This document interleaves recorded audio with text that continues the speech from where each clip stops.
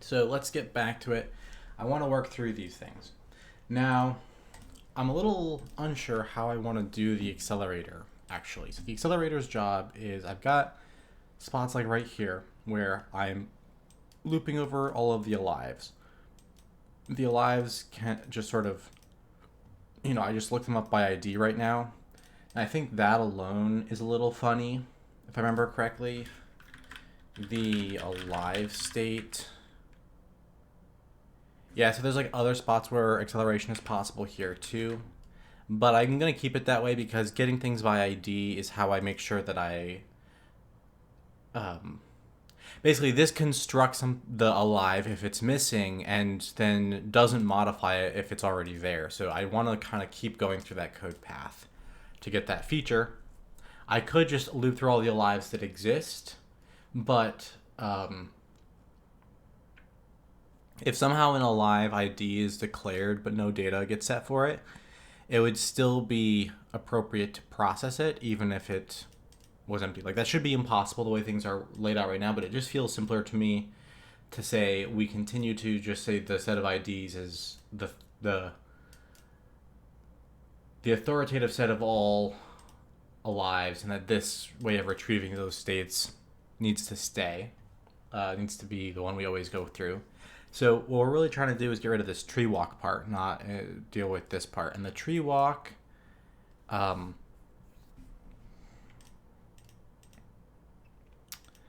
yeah, in this case, so it's just all we need to get back is a list of these alives and that, or these strings. Now these strings could have like a next alive chain, right? And so it would be a separate next, not for creating siblings, but for creating these alive chains. And then we would just hang an alive chain off of each alive. The only reason that doesn't quite work is that when we construct these in the first place, these alives, we construct them usually on a string, and then we actually reconstruct that string somewhere else. So the string nodes that we make aren't the ones we want to actually have chained onto the alive. The ones that should be chained onto the alive are the ones that go through the layout later, which is weird, but like not that weird. So a couple of options that we have are we could actually just chain all of them on. So when we construct the string, we construct it in the same memory arena as the layout for later.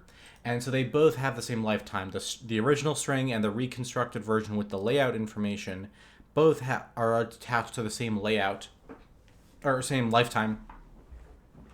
And so it wouldn't be wrong to say we just put them all into the chain. And then when we're scanning them, we, for processing through the alive, we're counting on the fact that things like hit checks, like what we're doing, where is it? It's not here.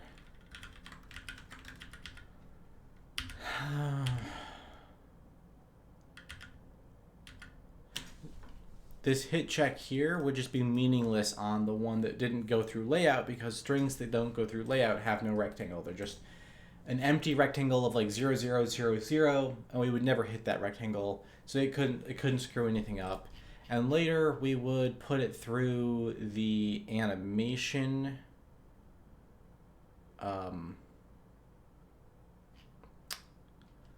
Later we would put it through the animation rule, and well, the alive animation rule doesn't actually reference the strings. It's the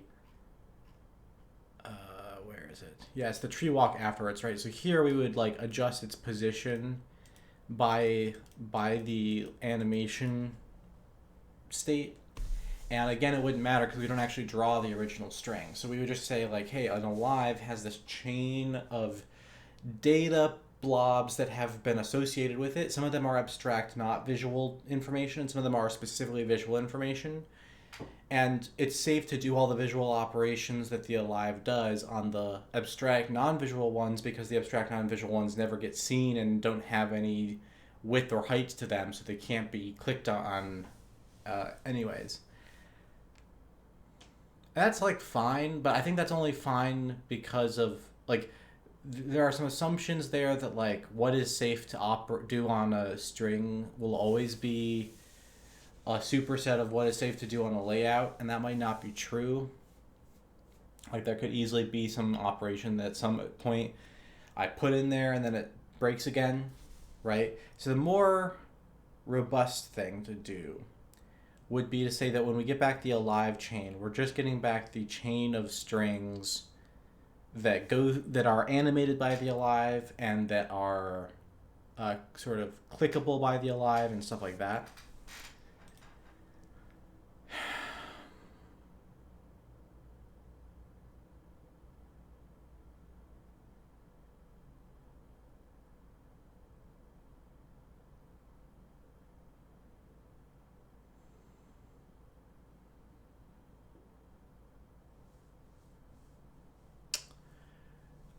So one idea I have for fixing this would be that we just process it after we lay it out. So we do a layout, and when we do the layout, we had some input string, which was like a tree, and then we generated the layout tree.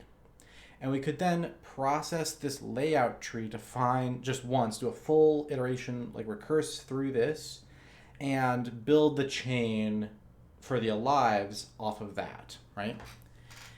And that could be fine to do. Something kind of curious is right now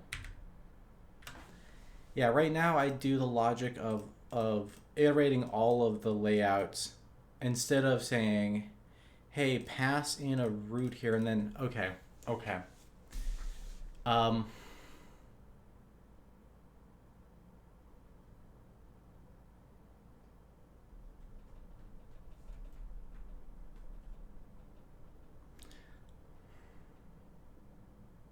I think things like mouse hit check, if I understand correctly, I think I've got them rearranged so that they should work. Right, they're doing the tree walk. So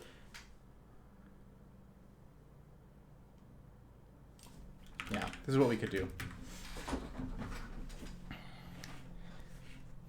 Fancy alive accelerator build acceleration, something like this.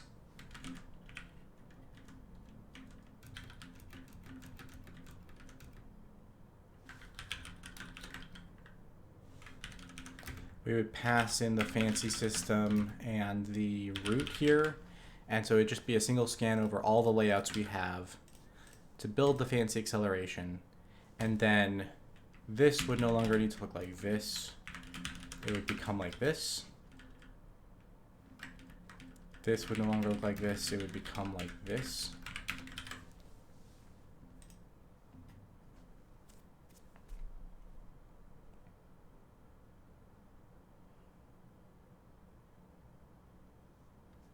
And then maybe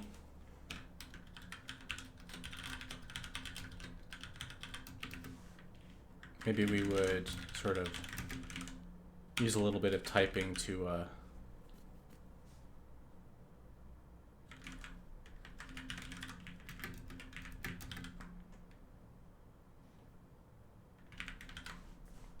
so we could just bury the accelerator inside the system, or we can expose it like this to make sure you're building the acceleration.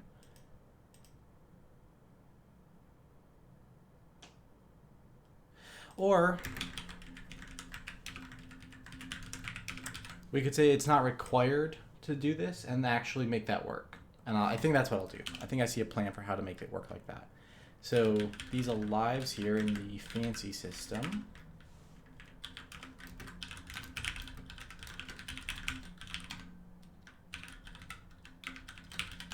would look like this. This would still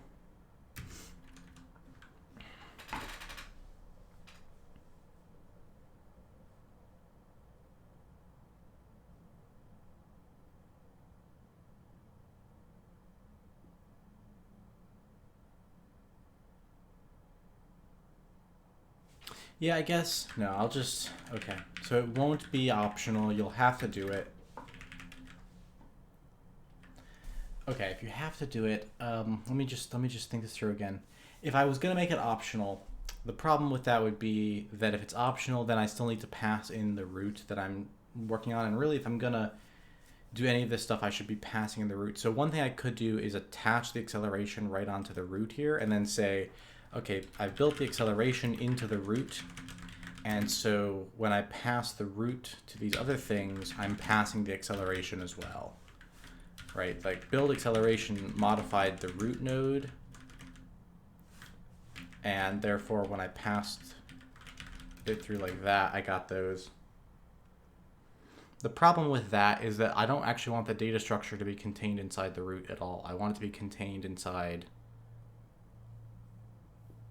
Yeah, so instead of build acceleration, what we'll do is we'll call this like fancy alive select main tree.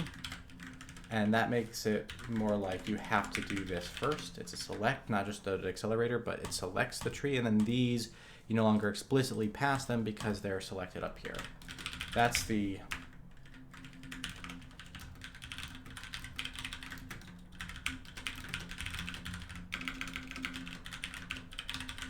That's the idea.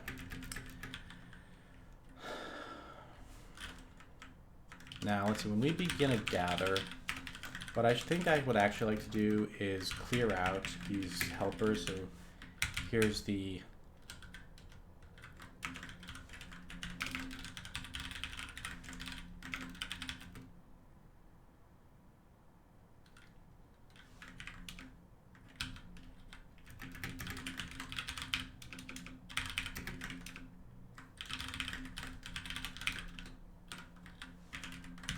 we're just gonna call it the main tree. It's not too confusing.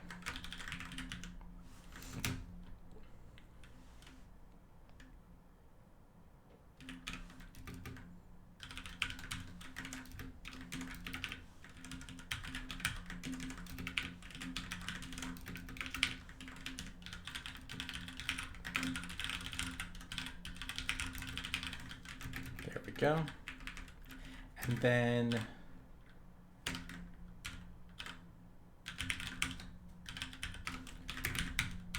mouse hit check. Before you do any of these, you should select the main tree.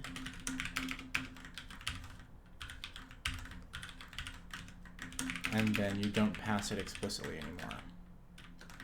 And when you've selected the main tree, what we're gonna do is we're not gonna do it with the local stack-based tree walk, because now we don't have any downside to doing a tree walk that is like functionally recursive. So the fancy system alive main tree gets set right here. And for now, just to get us off the ground, in those spots where we had an alive that we removed, we'll just go in there and pull it back out of the system with the alive main tree. And so until the accelerator is up and running, those just keep working off the same principle as before. Okay, now let's get the acceleration up and running.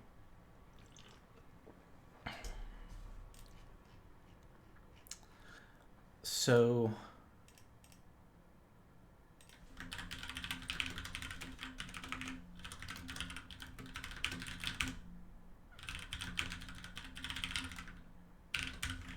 for this, we're just gonna iterate recursively like this. So it'll start off with fancy alive build acceleration. We'll just make it like this, fancy alive acceleration. Here's the system, here's the layout. And then that function is like, if the node's alive ID is inside the legal range to be an actual alive,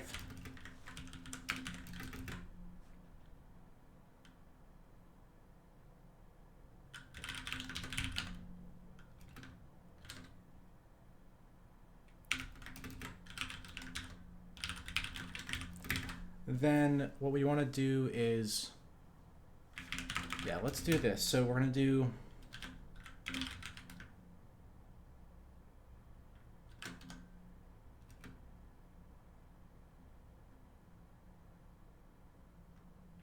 now. Let's not complicate it yet. Let's keep it simple. We'll fix the nonsense later. So we got a spot like that. So here's the ID. We grab the relevant alive, and then we're just going to go SLLQ push. The alive has on it the acceleration chain. So that's just a accel first, accel last, like that. And so we put onto its chain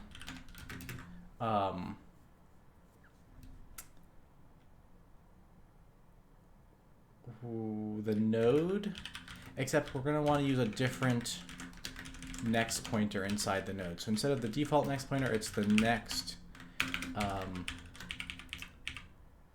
Yeah, we want to put this right here. Next alive on the alive chain, right? Or the alive accel or something like that.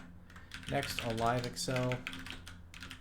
And so that chain through the nodes now is dedicated to helping us find the next node attached to this accelerator.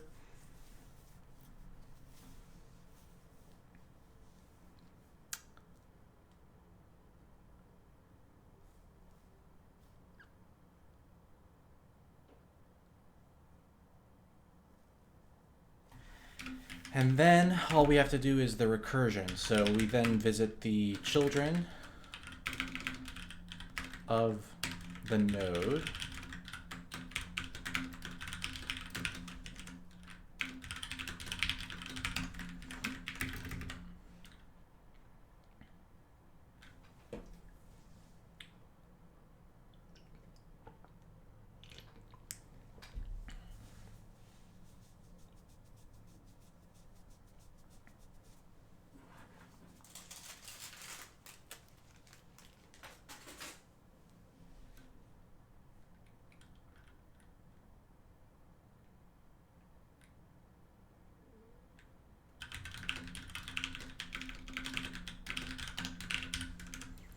This child, there we go, that goes in there. All of them get hit, they get put onto their alive chains, and that should be that. That should be that. So now we do need the layout. We don't need the scratch. We don't need the stacks. We don't need the scratch down here.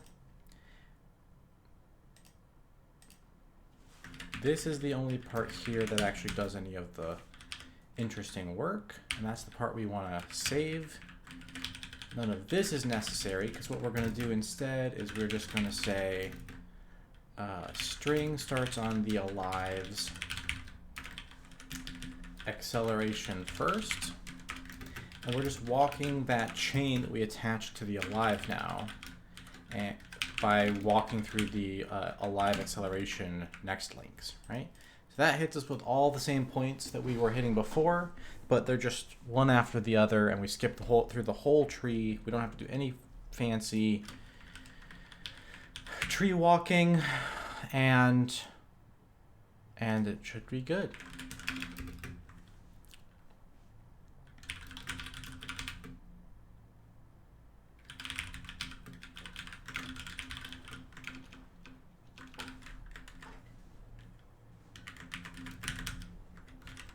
Okay, so I'm going to grab a copy of that because we need another similar thing down here. So no more scratch, no more stack, no more scratch, no more stack. Here's where we process the string ID in this version. So the new thing is going to be that, and then the rest of it goes away. And this is just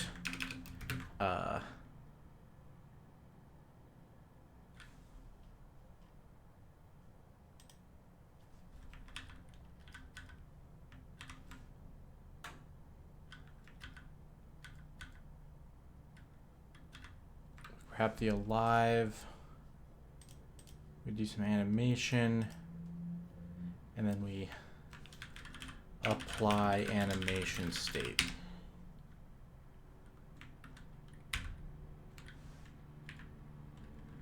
Oh, right. So this should be pulled out of the alive ID of the node. Excellent. Okay, so everything is working. Ooh, maybe not. Let's just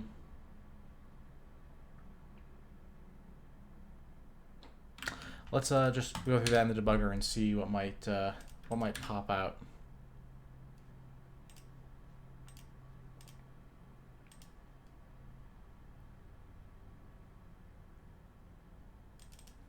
Looks like that's a content issue. Somewhere there's no paragraph going down.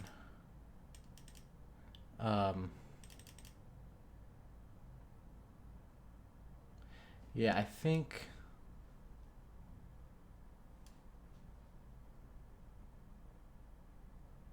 Okay, got it. So...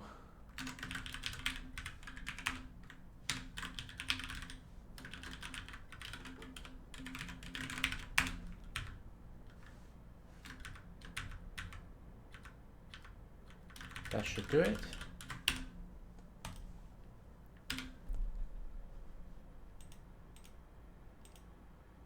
Okay, cool.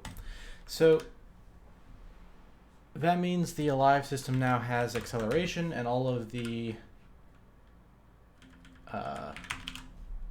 nastiness involved in iterating the tree generically is gone, because we just iterate the tree generically once right here and build the acceleration, and then we never touch it again. And this is a much tighter implementation of that. So everybody's a little bit less unhappy. It's faster and it's less code. Okay, what's next? The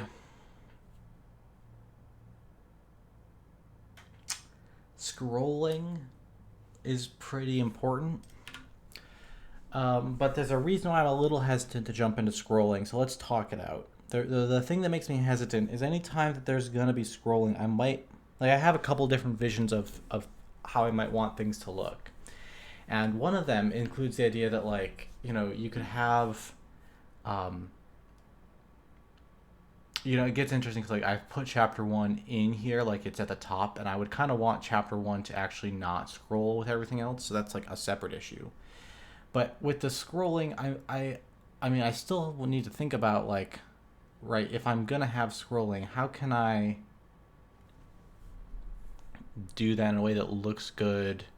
Like, I don't think the layout probably shouldn't need to know about scrolling. Layout just gives an abstract position to all of the text given some layout parameters like the width and the alignment rules. And so that should probably be the way it stays, which means that scrolling is applied afterwards. We look at the total height of the layout and scroll around inside of it. And so we would need two basic things. We would need the ability to set a clip around the thing as we go to render it. So, like, as I go to render the bit of text that is getting scrolled through, I would want to say, like, here's the range on the screen that you actually show up, so that I could have, like, a title that can float, and then the thing that underneath it can scroll. But I'd also probably want to go farther than that. Like, I wouldn't want a hard clip. I'd probably want, like, a soft fade out, so that there can be, like, a 20 pixel fall off on the intensity as something scrolls off the top of.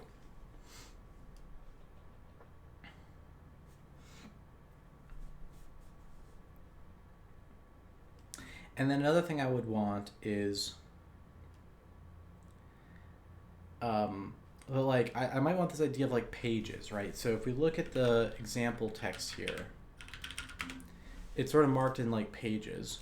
And if I were to add the idea in the hierarchy of a page that could contain multiple paragraphs, the point would be that each page kind of gets laid out with its own layout, starting with y = 0, and only one is getting shown at a time, or maybe that the height of them is manually placed afterwards, but that you have like one block is highlighted and then it like scrolls down to a whole page when you scroll.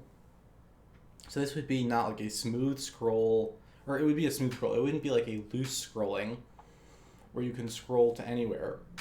It would be like page lock scrolling where you have a page and then it scrolls up. Now the on the flip side, I don't ever want to have a situation where the content had to be carefully constructed. Like I don't want to get stuck in situations where I'm like looking at the content and going, "Oops, there's a page here that's just a little bit too long. So where should I split that?" And now they're both a little short. And should I pad it out or should I merge this with the second page after it and then split them into 3 pages that are a little bigger each? Or like what do I do, right? I don't want to get stuck in that kind of mess. I want to be able to kind of, and the reason I don't want that is because I'm already spitting this stuff out procedurally. Like there are places where a whole paragraph gets added conditionally, right? Like there's a condition on which that paragraph shows up. And so manually making sure that they always are going to be the right size and fit is a bad idea for that. Like that's a bad plan. I kind of need to have. I don't want giant walls of text that are ridiculous, right? And so I need some amount of planning around that, but I want a little bit of forgiveness in the system, right? I want a little bit of wiggle room to make things too big. So I think just generic scrolling, not the like snap to thing that would still require generic scrolling as a sub feature, is where I need to start. I just need generic scrolling that can deal with text that goes too far. And if I then want nicer scrolling as the common experience and make that work, I can still know that I have this generic scrolling. So no matter what screen you're on, you can eventually see this text and click on the buttons. So, and also I might not want pages to actually be a vertically scroll down kind of thing. I might want them to be like ticks that you're moving through, and so that a new page, like a page turn, like in a book, right? You'd be like, you wouldn't page turn by going like this when you're reading a book. You'd go like, take the page and move it over, and that's how you'd see the next page. So I'd probably want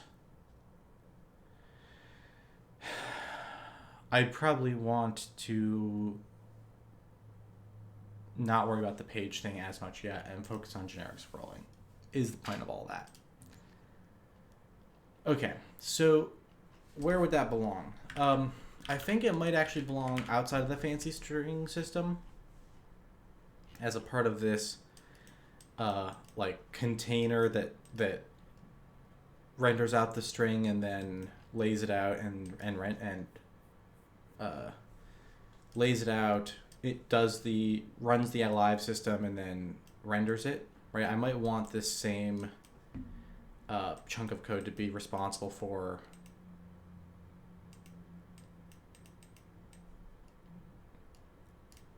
the scrolling. What makes that weird and interesting is right now when I position the text, it's right here, right? So this is where I manually give a position to the main layout. What I don't do when I position the main layout is I don't attach any kind of clipping information. And I think that might be a necessary step. Right? So like I would want a title that string that's going to be take chapter 1 out of the intro and put it into the title string. Have the title string I'm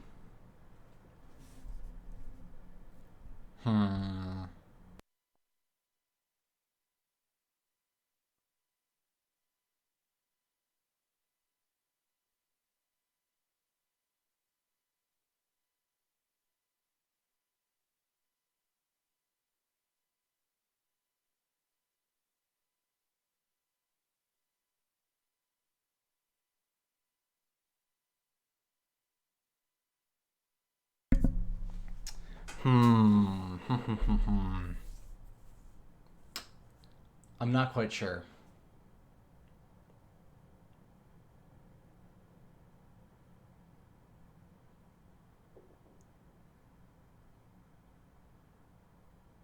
So I think the right first thing to do is to just adjust this position correctly. So right now it's just looking at where it wants that thing to be based on where's the center of the screen, right? But it's actually setting the top, like it looks at the center of the screen and the center of the layout and it lines them up. I think I need to make this a little more sophisticated. So let's start with PX. PX would be the same. So we're not doing any X scrolling, right? Boom, there's PX. Now PY would be different. But let's pull it out for now and then think about it. So PY, it makes sense for it to be centered so long as the amount of space that we're allowing for it. Yeah, so let's start by saying there's like these intervals of where we're allowing it to be placed.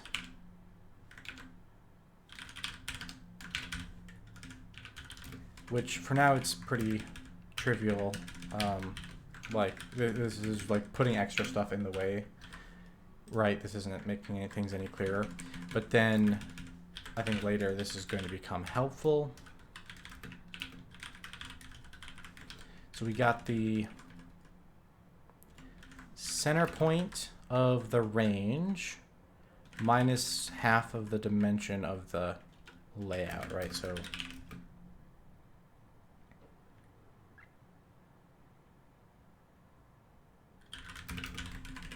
let me grab these dimensions out. Dim x, dim y are like this.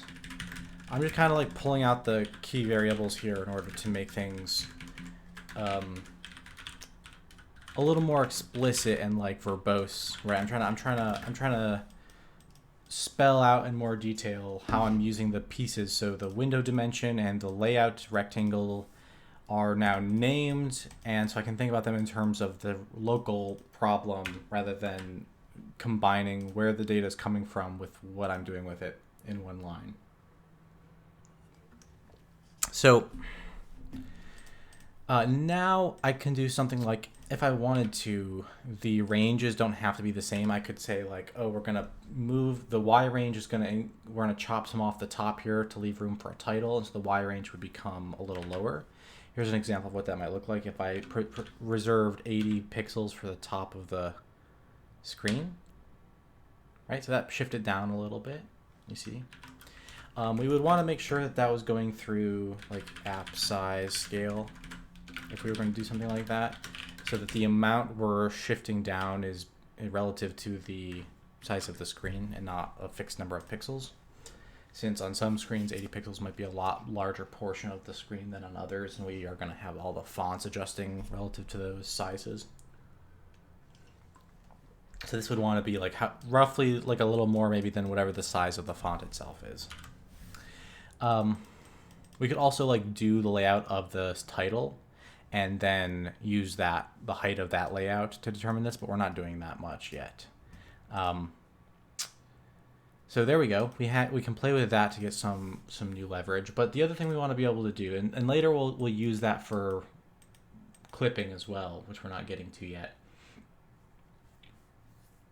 But now, if the dimension in the Y direction is too big, we can set up a different rule. So this is how to center it. But what if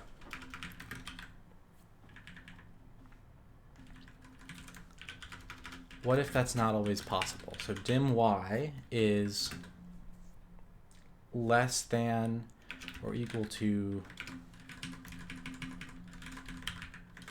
this. Okay, so I need a little bit more specific. Layout dim X and Y.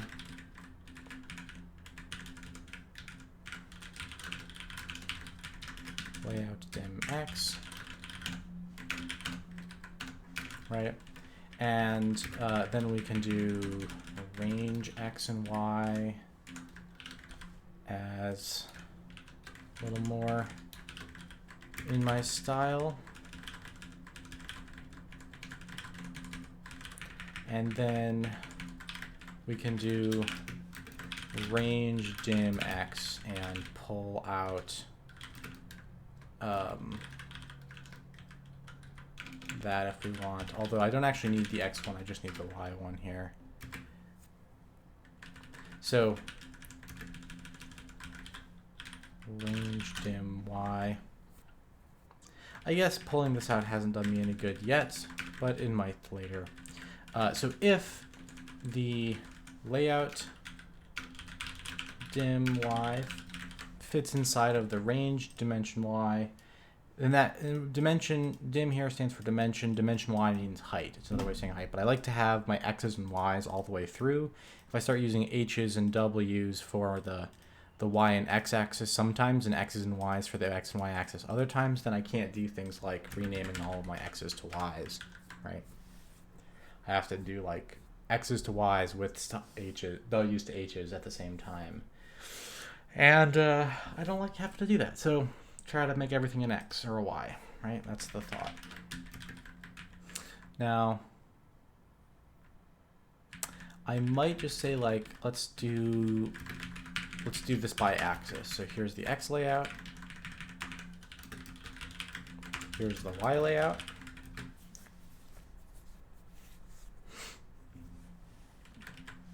And now here is where things get interesting. I want to then say that the p, if it's too tall, then the py should just equal the range y dot min, right?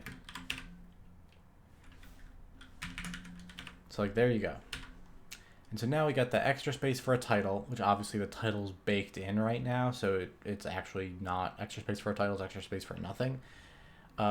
If I set this back to 0, we would see that because it's too tall, it'll like directly put this right on the top of my screen, right? It looks like there's a tiny bit of space here, probably the extra amount of space necessary because of the line height on this big tall font at the top. But anyway, there we go. It's lined up right on the 0 point.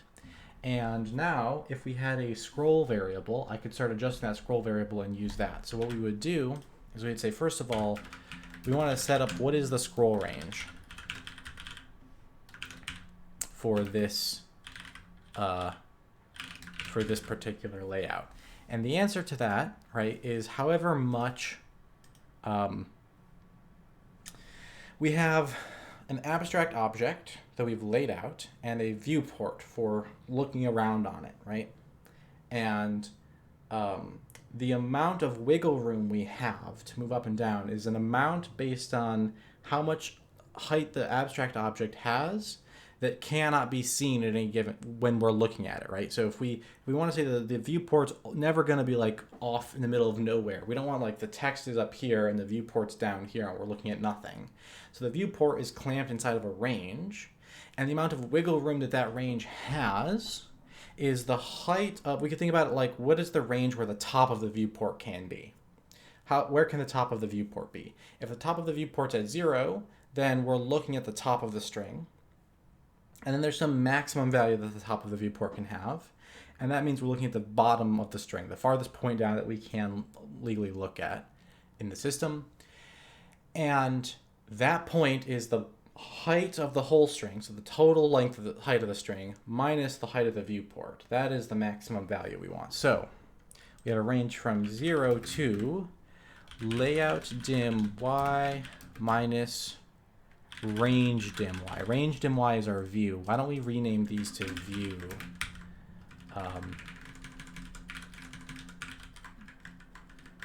View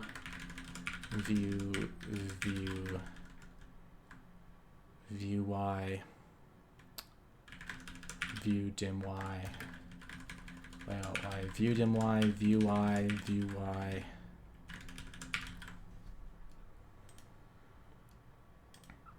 So scroll range y, it can be as small as 0. So if the scroll is 0, then that means our viewport is going to be at position 0.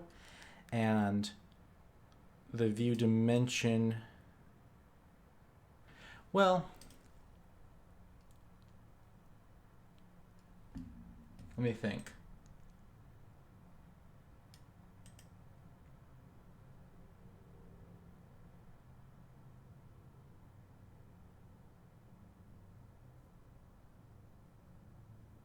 Yeah, I'll keep this naming. So this will be like scroll range Y. The maximum it can get to is all the way to the bottom of the layout minus the the height, the Y dimension of the viewport. And this cannot be negative because we already know that layout dimension is larger than view dim Y just for getting into this path. Otherwise, we were centering it like we did here. So scroll range Y now tells us the range that this can have. And if we wanted to, we could do something like this, right? We'd say like, okay, scroll Y is going to be equal to scroll range Y min, and then this becomes, what is the py that we want? The spot where we want the text to go is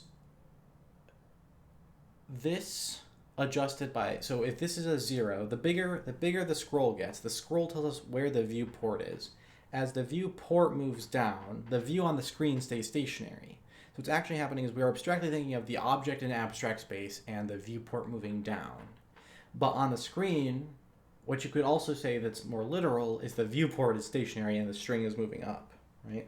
And so we achieve that with minus scroll Y. So if this is a 0, we are still looking at 0 here, right? We're looking at the top, very top of the, right? We put it right there. This is where we want to place it on the screen. This is how much we adjust it by the scroll. And as the scroll gets bigger, as the scroll amount gets larger, the string gets rendered at higher and higher points. That's view Y min. Okay, and to test that out, we can now say, let's say we scroll to the bottom of our range. And so you can see we can get that far down, but there's a little bit not far enough, and that's pretty typical. So we want to say that like there should be a little bit of slack there at the bottom. Let's say that it's just like, you know, you got 100 points of slack. So you can scroll this far down and get the bottom this far up into the screen, right? Okay, that seems pretty nice. Now, let's actually set up a scroll variable. So here we got to think about this. This is not really something that belongs in the fancy system because we're now actually implementing code outside of the fancy system. This is a part of the game state, essentially. I do want to be careful about that. There's like funny stuff going on here, but this is sort of the story machine memory, and this up here is interface state, right? And I might end up needing to separate this out. I might have good reasons to say like, okay, the game state itself needs to contain stuff that pertains to the interface and arranging the interface that is not actually internal to the story machine or the way that runs. And so I need a clean boundary. There are the two big pieces of game state are the interface stuff and the story machine, virtual machine, like data, right? And so gotta watch out for that. But for now, let's say scroll Y lives right there. And then a question we have is, yeah, we want to know when we begin if we are, yeah, we don't know that right now. Let's do this. So the fancy system is going to keep a Boolean around that's like fresh screen or something like that. Fresh string, I'm not sure. Fresh state, right? And so fresh state gets set like this, sort of. And then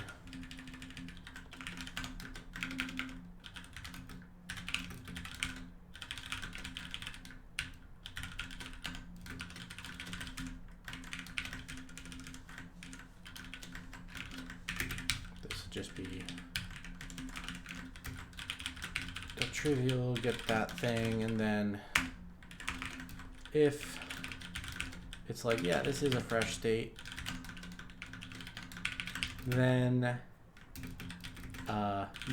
we can do something like clear out the scroll Y at that point to 0.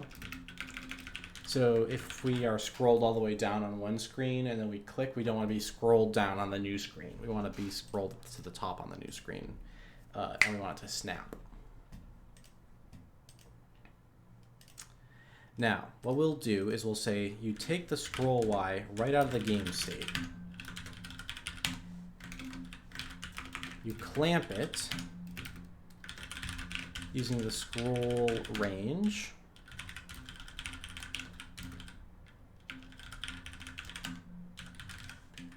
You save that back into the game state. And then you use it down here as well, right?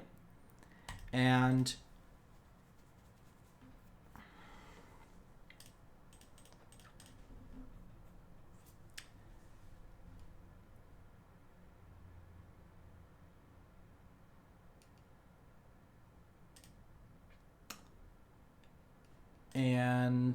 that's pretty close to everything we need, except we don't have any input handling to implement the scrolls. So we have left clicks get consumed way down here. I think we want to consume our scroll wheel events maybe sooner. So scrolling gets applied here during layout, determine frames main layout. So we'll do like right here, consume scroll events for now.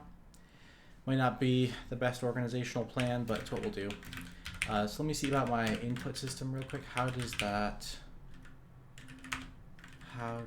get accessed? Graphics input scroll wheel. If graphics input scroll wheel, F32 delta. Here are the graphics input data. Give me back the delta. And then we take the game state scroll Y and we just add in the delta. That's it for now. That's the whole thought process. Okay, so there we go. I can actually scroll now. It's okay, but it feels choppy, right? Like you can see that. It's probably because of the size of the scroll, but like I don't have a Mac where I get like tiny little, nice little smooth scroll pixels to look at. So the other thing we can do to help with this is we can add in just a bit of smoothness on purpose, right? You can go no snapping to the new scroll Y. You're gonna interpolate towards it every frame. So there's scroll Y, and then we'll have target scroll Y. And so what will happen is this modifies the target scroll Y. And then every frame, the actual scroll Y can just be determined by taking the current value of scroll Y and interpolating towards the goal, let's say with 0.3, like 1/3 rate towards the target scroll Y, like that. And down here, where we learn the range, we clamp the scroll Y. We also want to apply this to the target now. So what I'm going to do is grab a copy of that and say scroll Y, target scroll Y. So here we learn the range of the Y scroll. We clamp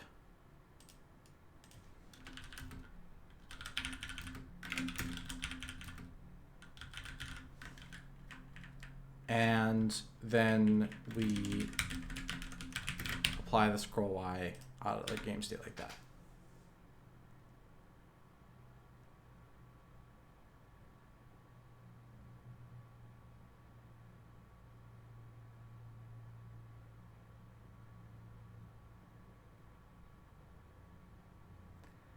Now, I don't know for sure, but I feel like the top of the text is doing something funny when it scrolls. It's like, it's hard to say for sure, but that feels like it's doing something funny. We could drop this down a little bit. Okay, so now it's too floaty, but it's not doing anything funny. So maybe that rules out. Maybe it's just in my head the fact that it looks like it's doing something funny, but it's too floaty now.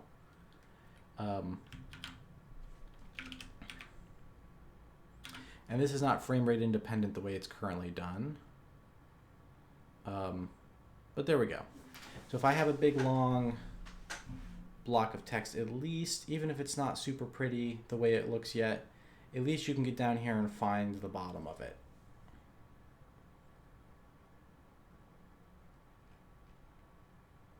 If I could figure out why it's looking funky to me, I would love that. Is it because the size of the scroll is more than I want? Is it because it's too big? I don't know.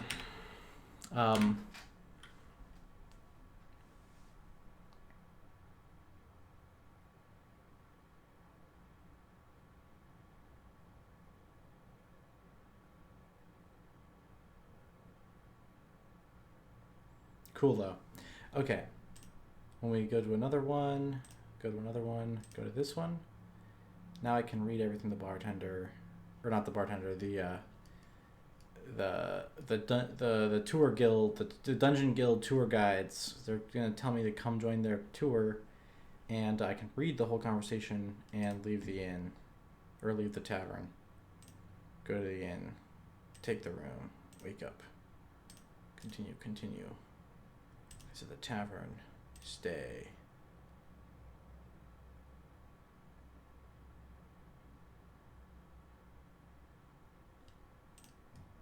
They come and talk to me again. Leave the inn, camp. Cool. All that looks like it's working. Doing what I would want. So that's cool. So that's a good start, but let's say I want to take it to the next level here. The intro currently has chapter 1 titled baked in. Let's take that out and say we want actually to have a title string built separate from the main string.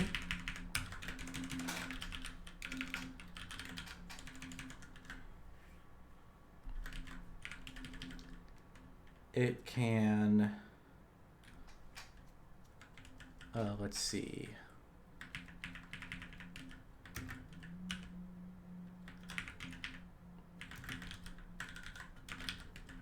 Boom, boom. Title string.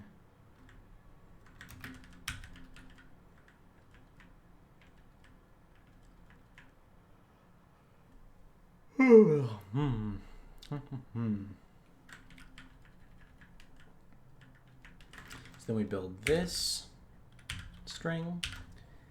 We consume scroll events.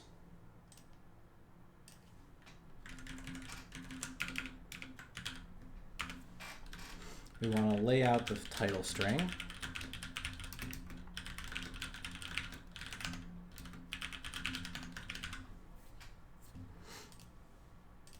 And now the amount of, like, you know, that we want to set aside like a variable here that's like title layout. Let's do the title layout. Title position, main string position. So title position is just going to be like, let's see.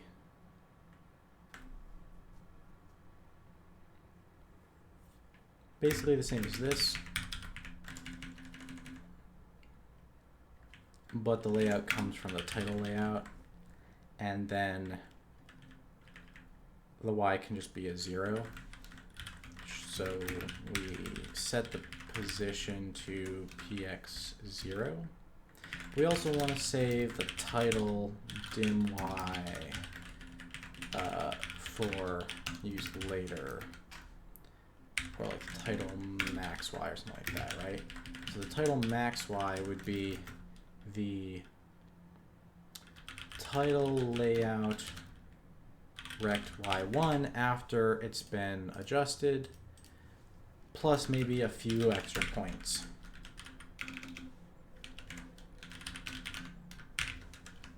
Like just a few, right? So there's the top, there's the title max y, and then we use that to chop off some space from the top there. These want to be the fancy system.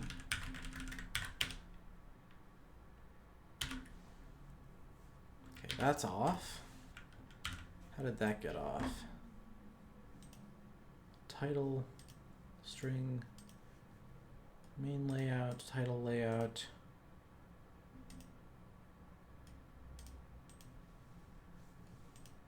Oh, this got shifted twice. Title layout, there we go. Okay, that's close, but I need the title itself to be attached to our final root. That didn't do the trick.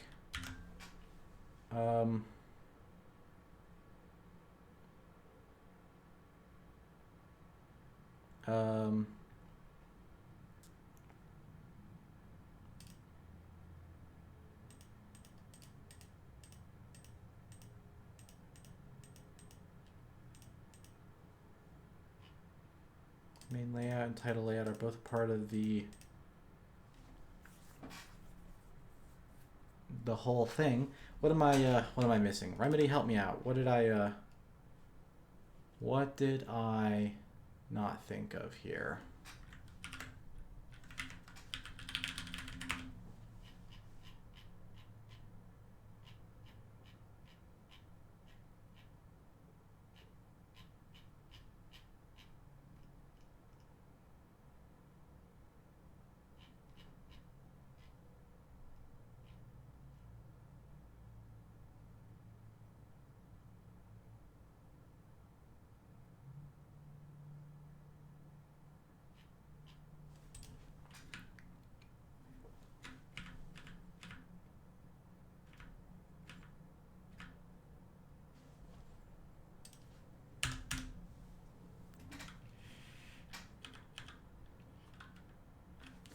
The title layout here, yeah, it's got like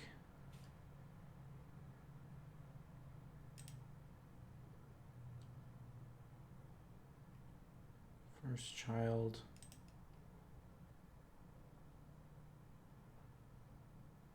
first child,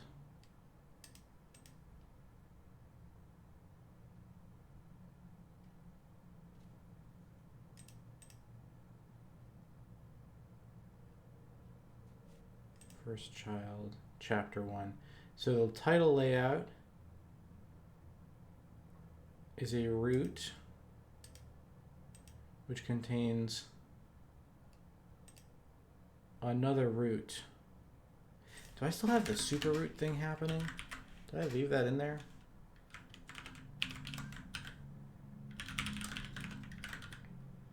Yeah, okay. All right, so there's a little bit closer, but luckily the super layout, which was supposed to not affect the way things behaved at all, was not affecting the way things behaved at all. It was not the source of the problem. It was just confusing me. So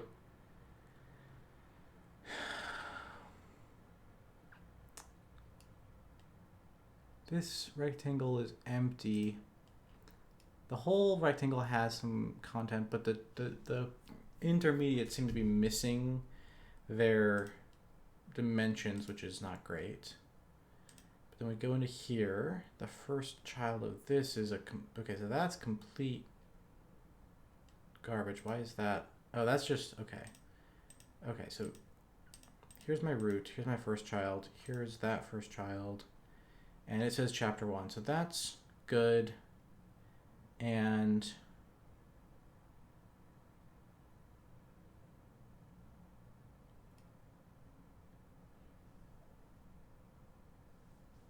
Why does it say negative 148, 148 for the layout? That's a little strange, right?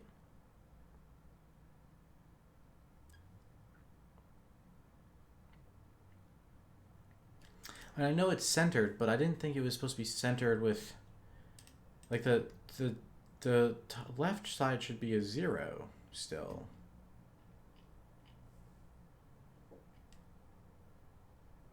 $148. And yet here, negative 148, 148. That seems like a problem. Maybe I should take a look at how the layout is running.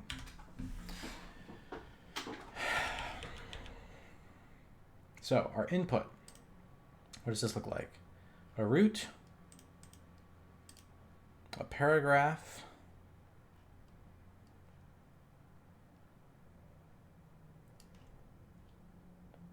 the paragraph has an align of 0.5, which is good, and that all looks like what it should look like, and some text with chapter 1. Come in here, we grab our paragraph, copy the properties off of that. OG string, that looks good. We split the words. We get 2 words. We don't need a word container.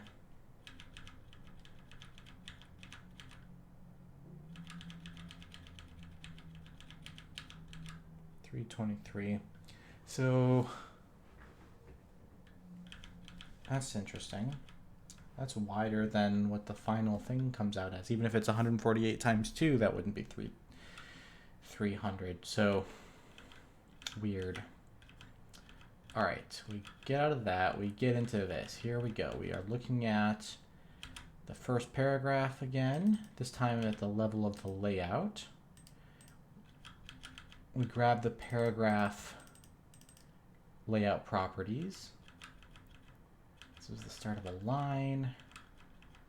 Word W here is 296 right away. So like that is correct.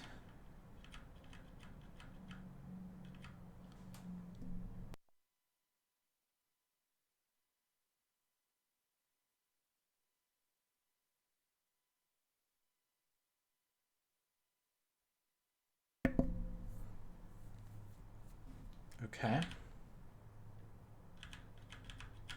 So line width so far is 296. No need to wrap. Comes back to the top.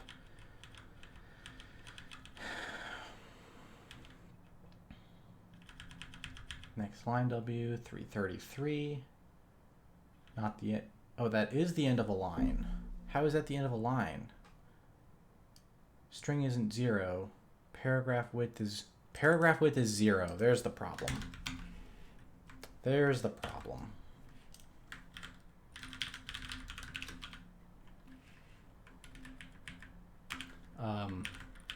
Yeah, so when I set up the title, I did not set the paragraph width, which I should do.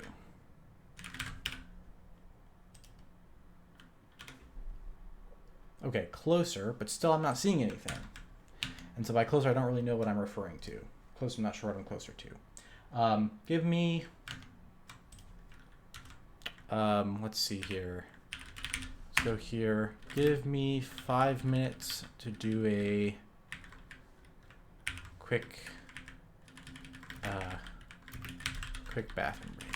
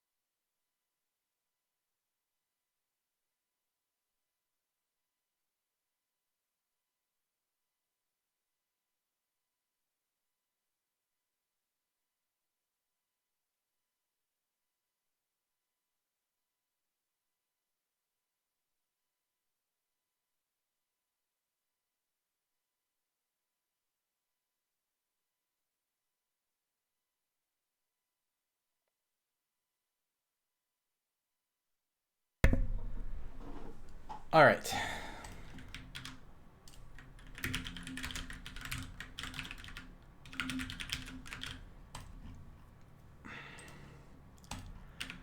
Okay, so trying to figure out why the title won't show up.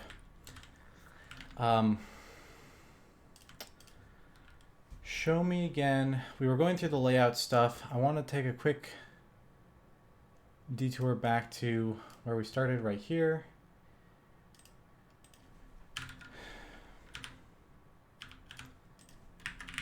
Title, layout.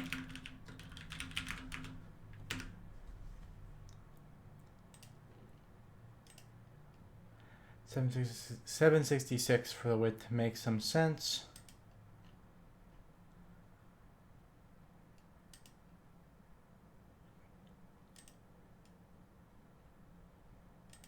This one doesn't get any dimensions attached, which is too bad.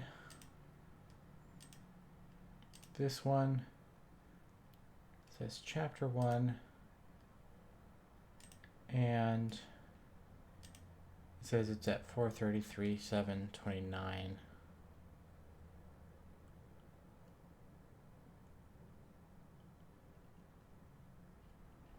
What? That's kind of strange, since that means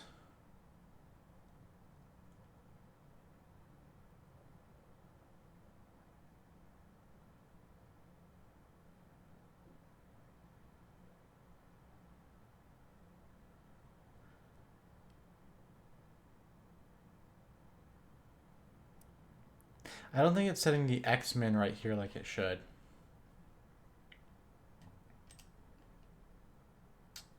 Somebody needs to look into that. But then even if that was the only issue, I think we would still see the title. It would just be in the wrong spot, right? But we do end up shifting it by a lot again. Seems like it should be on screen though. 0 to 108. Let's just look at the other end of this that I want to look at here. We go to do the render. The layout node we're looking at.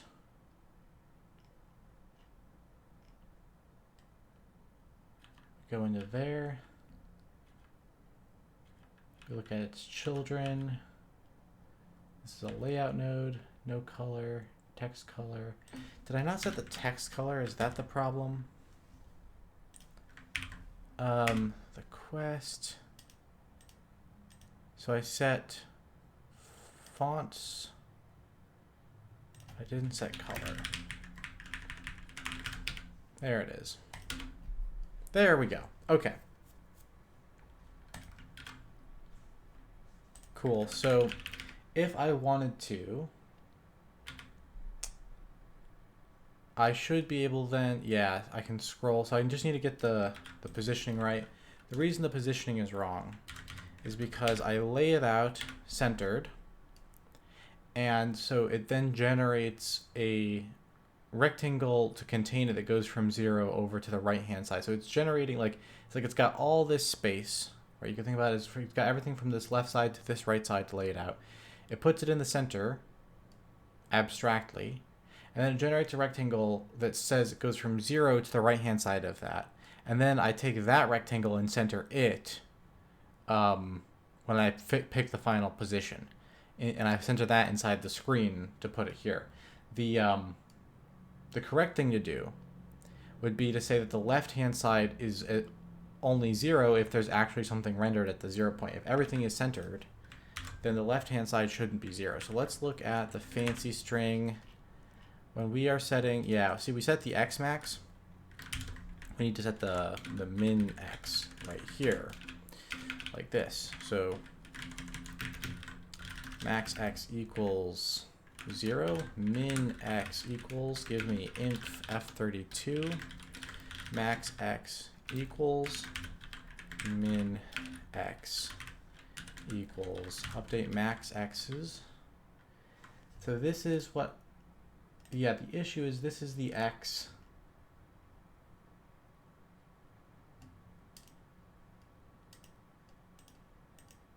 after we've advanced it, I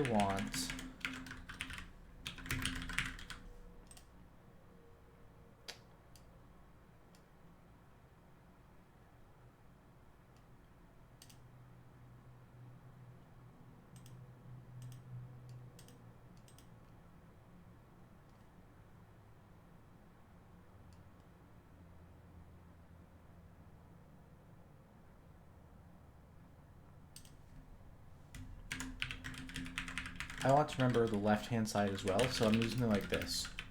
I pull out x0, mins and maxes, and then we use the x0 right there. Okay. So that should...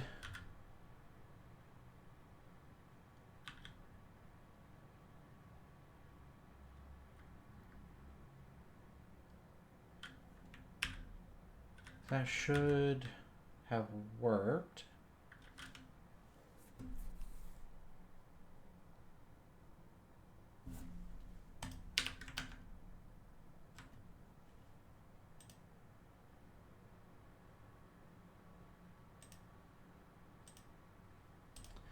And so let's take a look here. Don't have the breakpoint I want.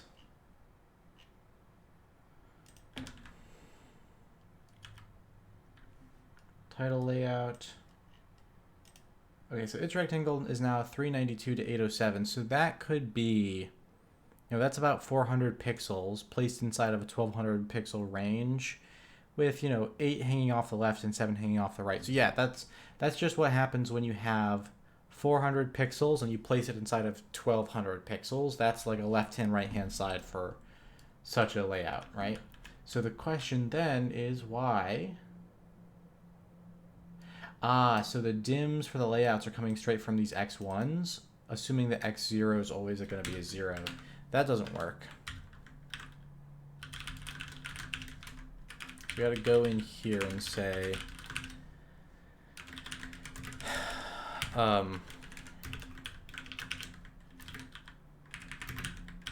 here's the real way you calculate the dimension on the layout.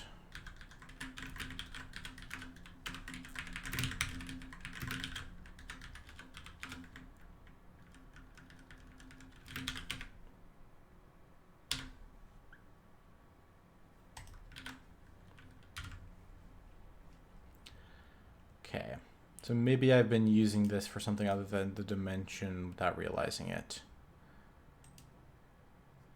Here's the center point where I want it, the middle of the view range. Here's the width of the whole thing, half the width for px. That seems like it should be the right thing. Right, here we have a midpoint of the screen, and then we subtract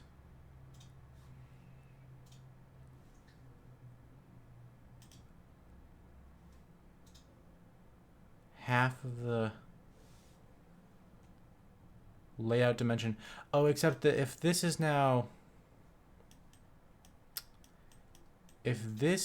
larger than 0 and we shift, we also have to subtract that out. You know what I'm saying? Like, we're not laid out at 0.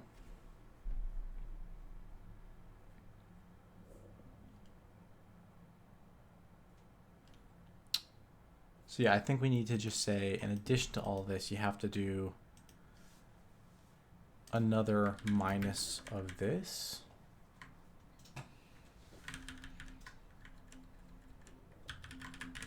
Right here.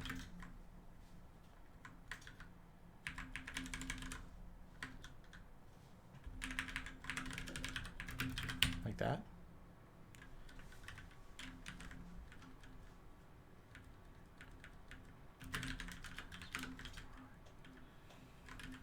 Px, Py.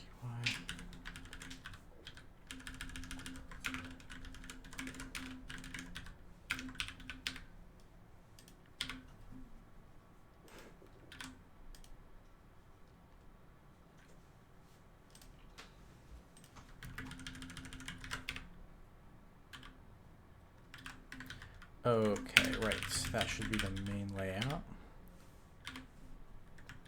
Do the same thing.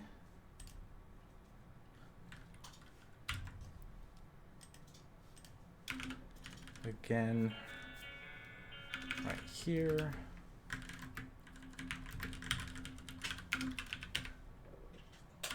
Okay. So we're pretty close, except you can see because I don't have any clipping that I just let the text when it scrolls up collide right with the title that doesn't scroll, right? So this is the other thing to do. We need to set up clipping that clips at right about this point here and doesn't let the text go up any further. So let's think about how that can be done. Right now when we draw,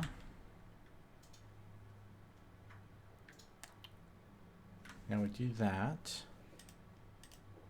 We do this. I think we just need to look at the render layer, see if it has, yeah, there's a clip right there.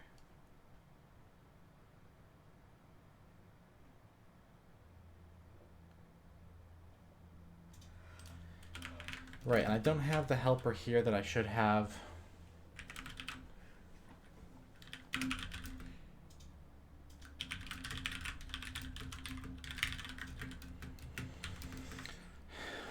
So, let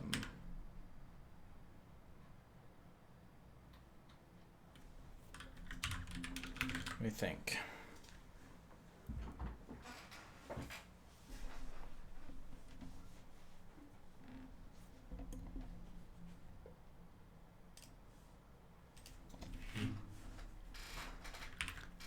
For now,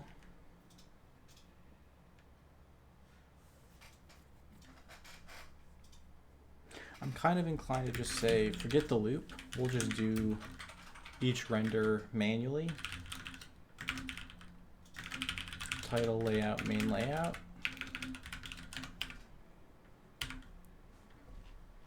And then we'll do our clip enable rect F32.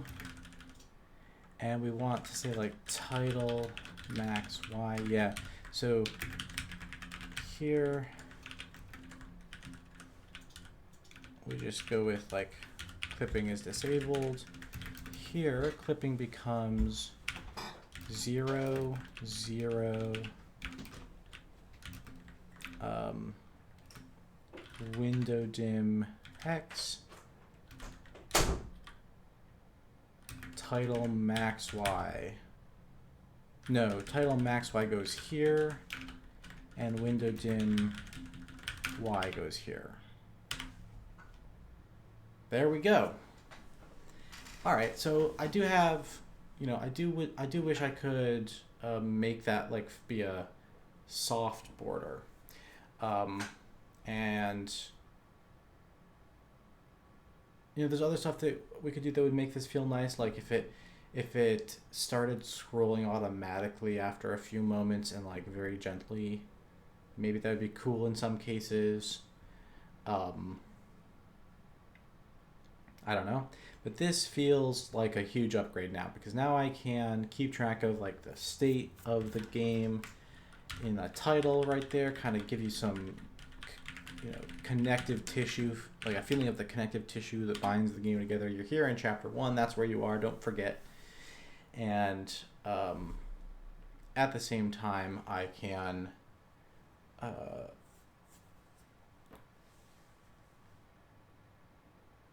put lots of text on the screen underneath that and make it fit. So that is cool. Yeah. So what's a good next step? I want things that unblock me today. I'm going to focus on things that unblock me. So this little space problem that we pointed out earlier, I'm not going to deal with that. There's another issue here, which is like the space here. So the size of a space is determined by the layout, not by the font. And that's fine when all the text is close to the same size, and like here it's not a big deal. But here it's kind of nasty looking to have the same like 10 pixel space that I have like right here, right? Those are the same amount of space, but it looks right here, and it looks like I have no space at all right here. So that's another aesthetic thing, but it's not really an unblocker, so I'm going to put that on my to-do list for fancy strings.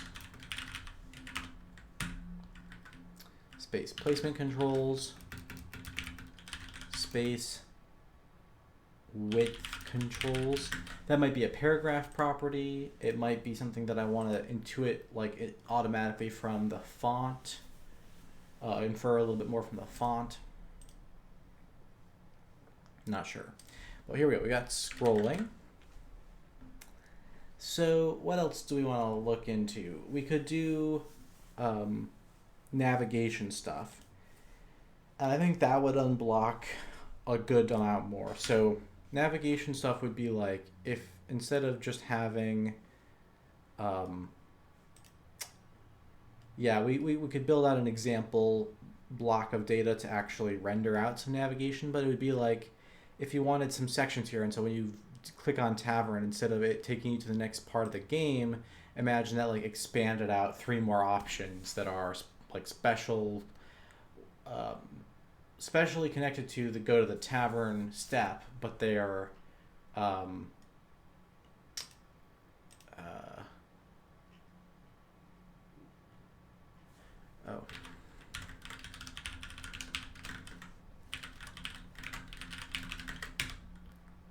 just notice the scrolling. Sorry, I got cut off by my own playing around. The scrolling started at the bottom, and that was because the target didn't get reset. Okay. There might be an argument for saying that this belongs in the fancy system, now that I think about it, since it ties in with when the fancy system state resets. It ties in with how we interact with stuff in the fancy system. There's an argument to be made that this is fancy system. The reason it's a little bit... the reason that's a problem is because like I want to, from the game loop, be able to control which pieces of fancy text are scrolling and which are like fixed floating titles and which are like navigation items and stuff like that. Anyways, navigation helpers. So like if there was such a thing as like I click on this and it expands some options out for interacting with somewhere else in the layout, or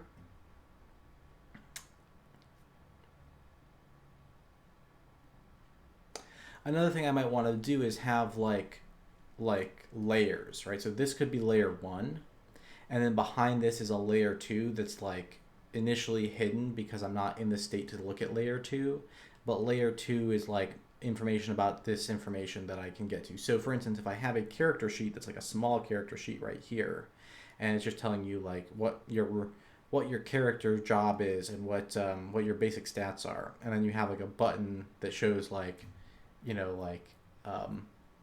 character details and inventory, and each of those you could click on would bring you to a screen that was always kind of there but hidden on a different layer. And the reason I might like to do that as layers is so that they could be rendered out all at once. Like if I have a thing where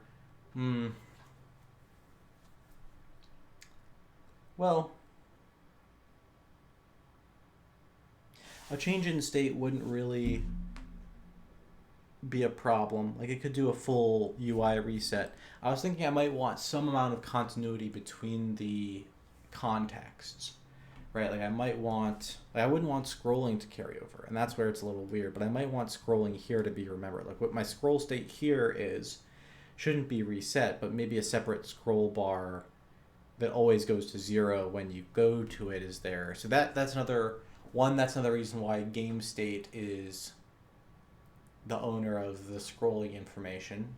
But 2, that means it's not a change of state the way like clicking and changing the state of the game is, right? It's not a change of state to go to your inventory because we don't want it to clear this scrolling state. So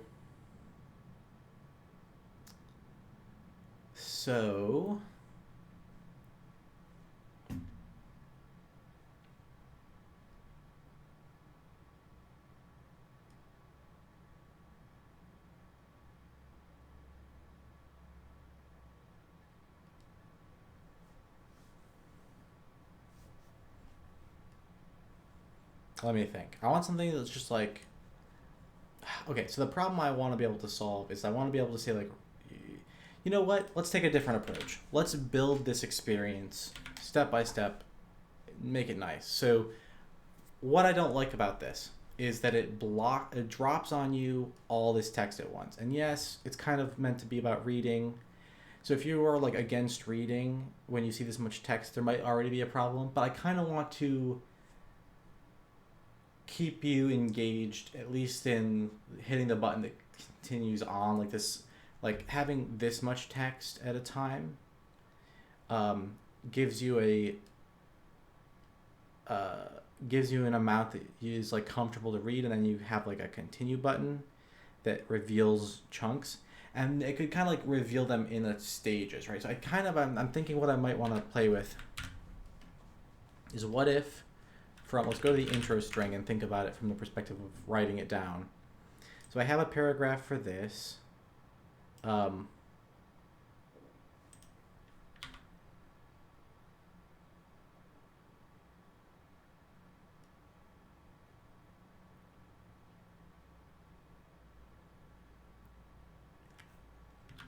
have a single paragraph for all of this, and I'd kind of like to then say like, okay, that's page 1. Right, so if we started introducing the idea of pages, it would go like this: fancy page, sys root, right?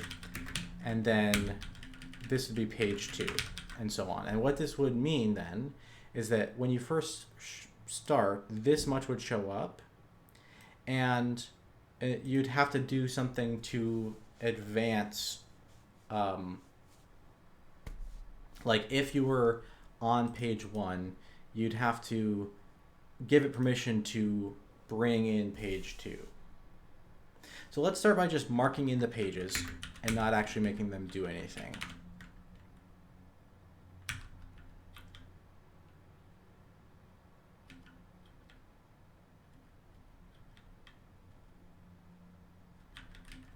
And maybe we'll put the verbs down here in another page, right? And then what we'll do is we'll say, okay, fancy string stuff. We're just kind of making a guess about how this might be done, but more levels of the hierarchy. Who knows? Probably fine. So we have last paragraph. Let's have a last page as well. And then fancy pages, go on to roots,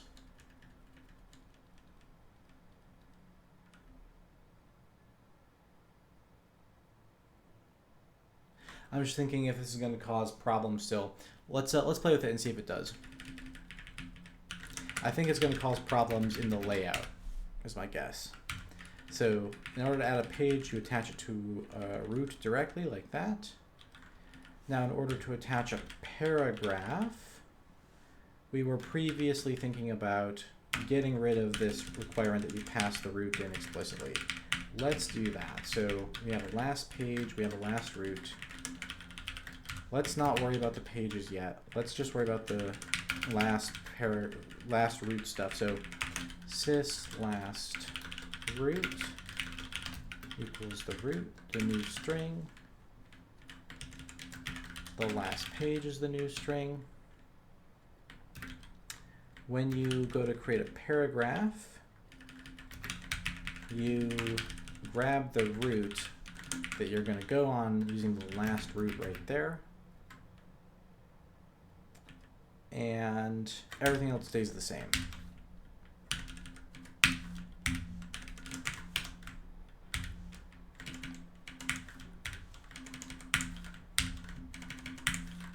And after this, we won't need to pass the root through anymore, so we will go and take that out as well.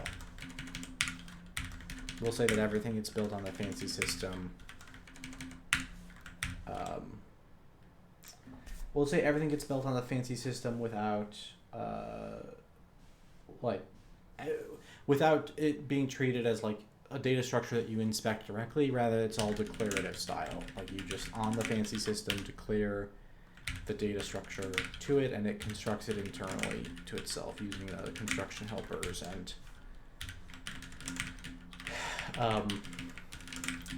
the initiator, the one who set everything in motion, will have a handle to the root that they can use to do the high-level operations.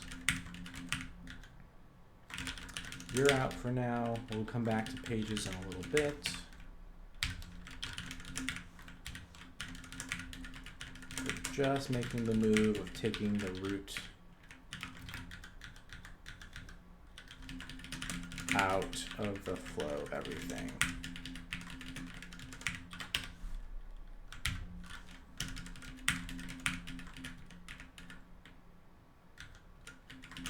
That can't be removed yet because that is the root that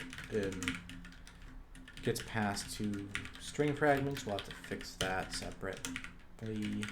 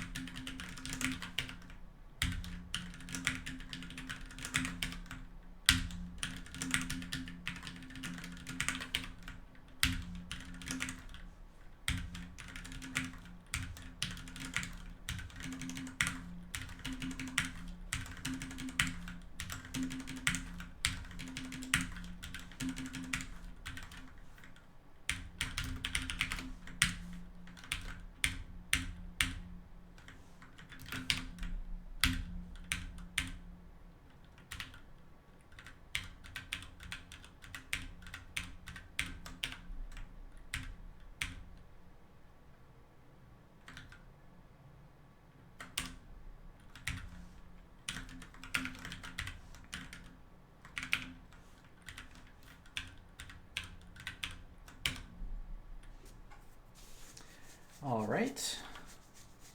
So that doesn't change anything because we did it right.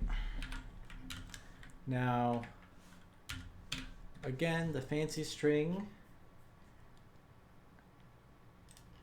system, well, does it still have that fancy procedure anywhere? Doesn't look like it does. So maybe this is living over here now. Yeah, here we go, the story proc. So that is just going to be the fancy system now. And so all of these lose that root parameter that they've been carrying through.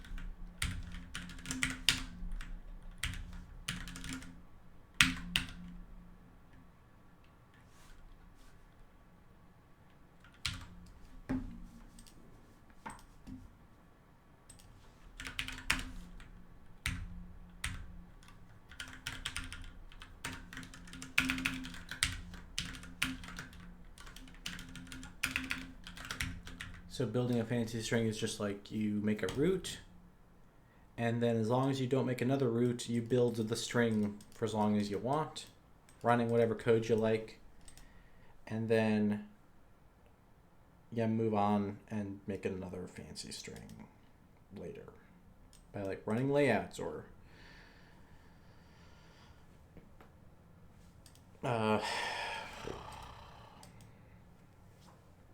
making more roots.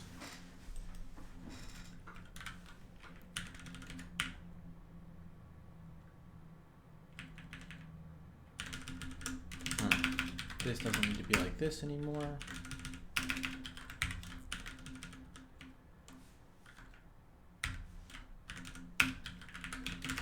This doesn't need to be like this anymore.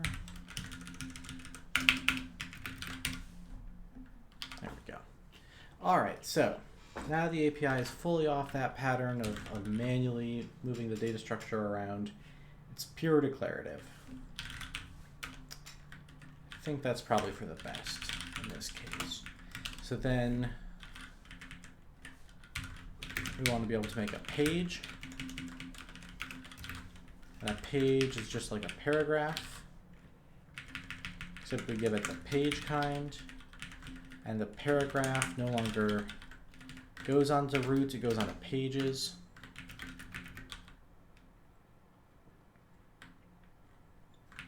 And this sets the last page as well as the last paragraph in text. And then we go to all the places where we made a paragraph. We make sure we make a page as well. This is starting to get annoying. Makes me wonder. So, let me think.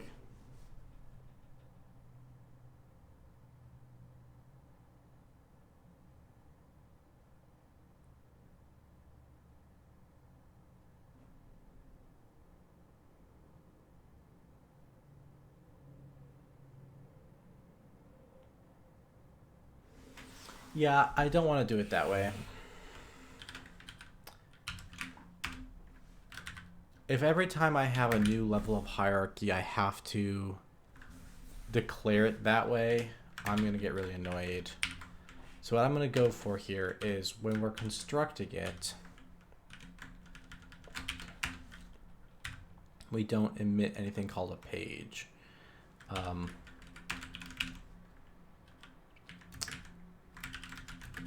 Paragraphs are just the thing that go right under the root.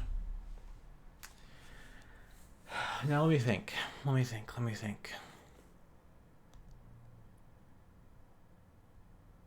means there's no last page concept.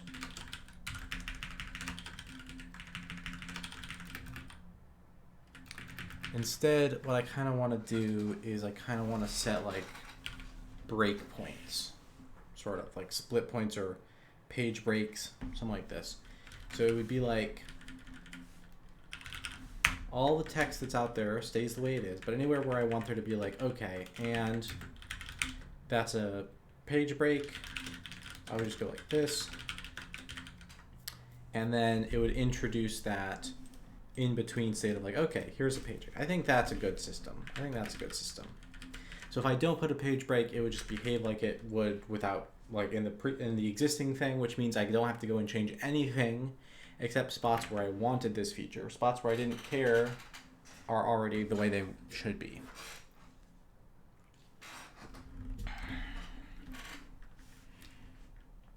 And this is great until I come up with a property that belongs on pages, and then I am like back to the same problem I had with paragraphs and the end paragraph. But, fine.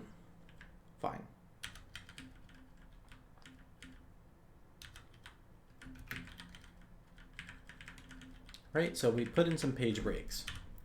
And page breaks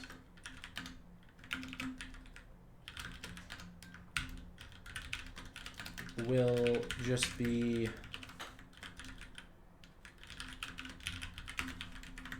a special kind of node, a special kind of paragraph node.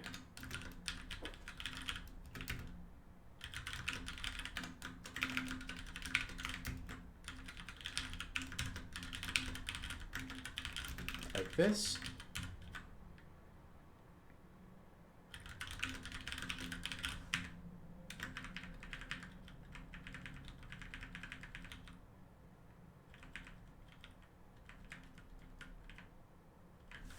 And so a fancy string will go like this: B8 page break. All right, we are using that substring thing. Page break will also have this be like paragraph space of 0, so it won't introduce any new space underneath itself.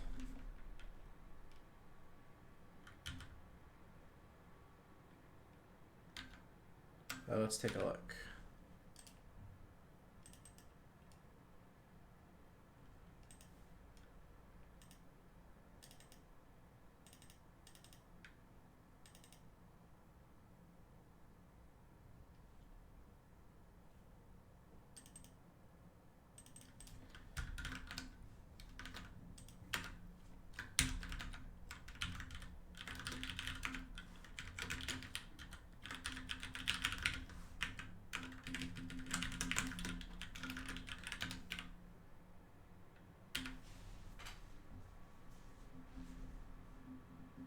Okay, so I was expecting no change, and instead I got exactly the correct thing almost.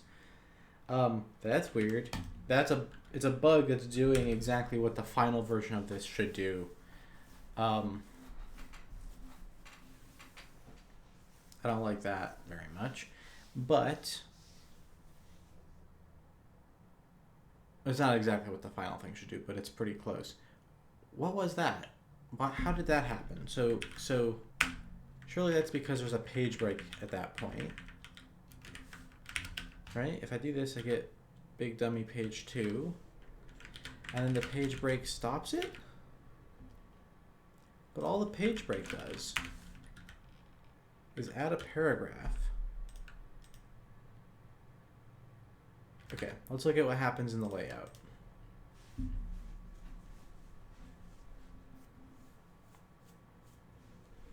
I want to see in the layout, we're coming in, we start going through the original paragraphs. Oops. F9, come on, come on, come on. Here we go. So we start going through the original paragraphs, and the first one runs just fine. What happens on the second paragraph? So we get this paragraph here. It has a paragraph space of 0, a page break. Wait, a page break of 0. That's unexpected. Did I make it the third one down that does this? Paragraph is a page break of 0. Okay. Is it this one? What? How am I not finding one? What is this? Okay, paragraph comes back from fancy paragraph. Show me that that isn't some ridiculous different thing. Copy properties, stick it on the root.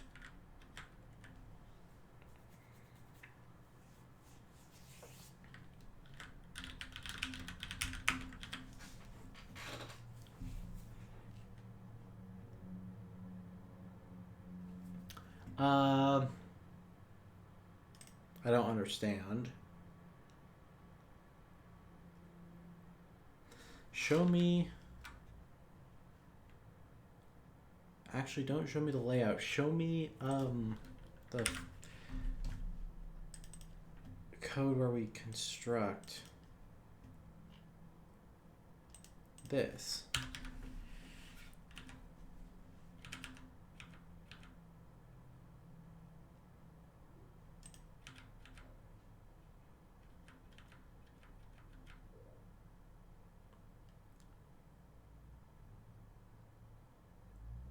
Child count 4. So there are 4 paragraphs on it? How am I miscounting here? Paragraph here. A paragraph here, a page break. It seems like it should be paragraph number 2.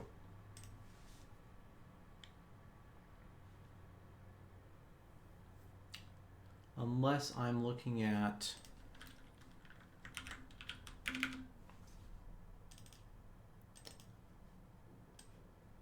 unless I'm somehow managing to look at the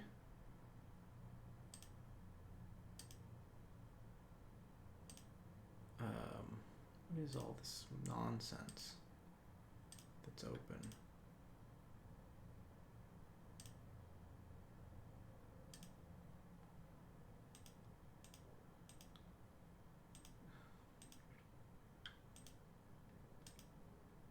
Okay.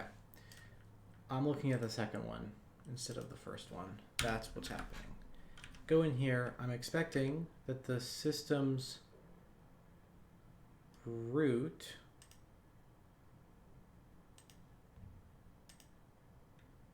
has 2 children, and this one has a paragraph space of 0 and a page break of 1. Right? We look at the system, the last paragraph, page break of 1. The last root, first child, page break of 0. The next sibling on that, page break of 1. Okay. So that is all coming out as expected. Now, Do I still have the breakpoint over here? Yes. We look at our root. The first root is the root for the title. We just don't care about that. We want to see the second time we enter the function. Now your first paragraph is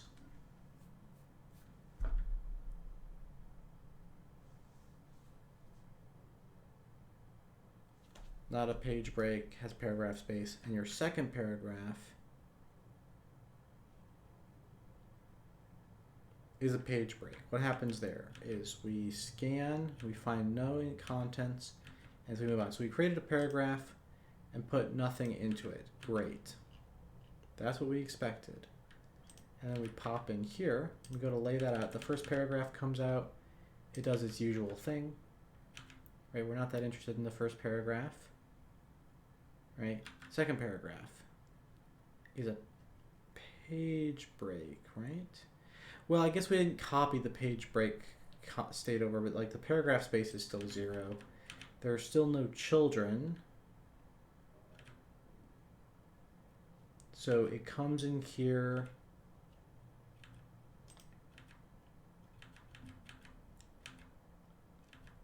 It immediately performs end of line.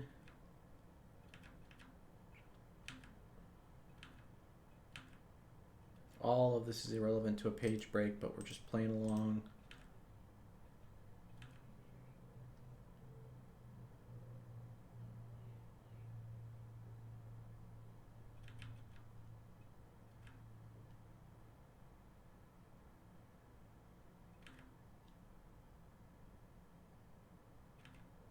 Nonsense.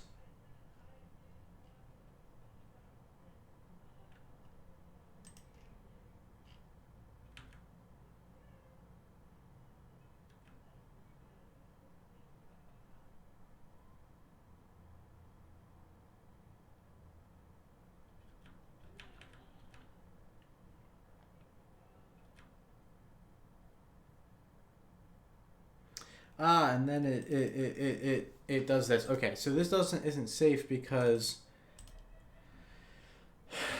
when it goes to emit the line that has never been filled, it does this. So we need to say, hey, don't do all of this end of line stuff if the line start is also null, right?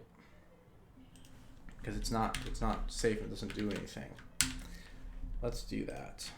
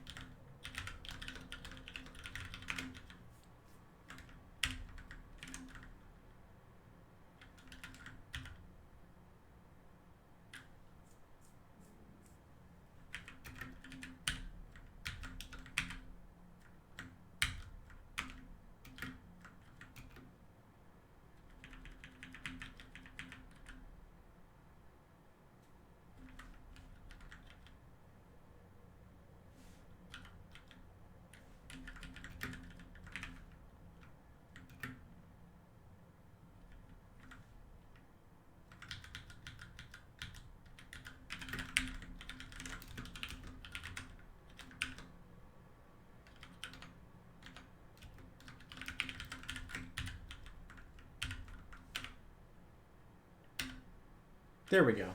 So right now my page breaks are doing nothing. They sit there, they trigger a paragraph layout, which immediately exits because there's nothing inside the paragraph, and it adds no vertical space because the Y space of the page break is empty as well. So they're just these safe little empty paragraphs. Now, what I want to do is so the trick here that I'm relying on is setting up the layout with the full text involved. And then what I want to do is I want to say something like,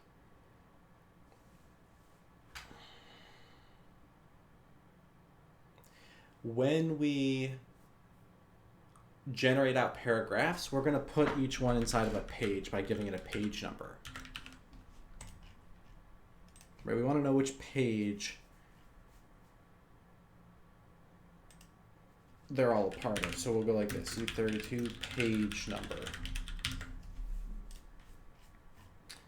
And that'll start right here at 0. And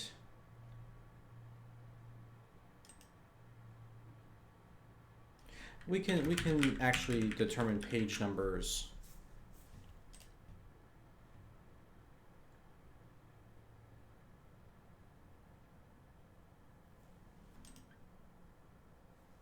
early.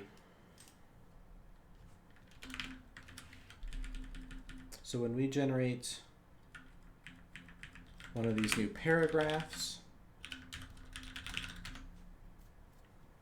we set the page number. When we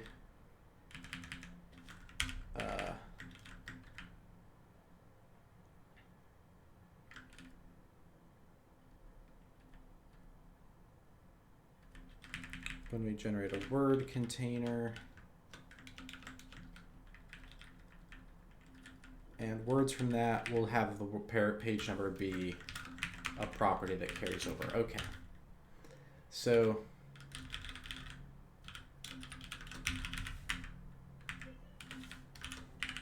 page number.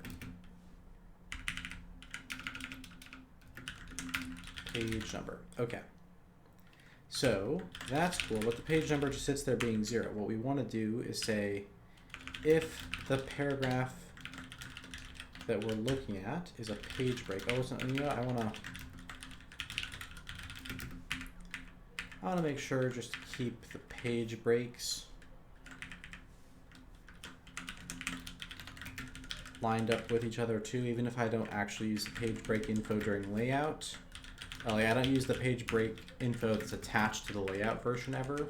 We'll just keep it there, so if we're like looking through it in the debugger, it'll have the right state and be less confusing. Okay, so the paragraph page break just means we increment the page number. That should have no effect on how this looks. And then what we can do is we can say when we go to render,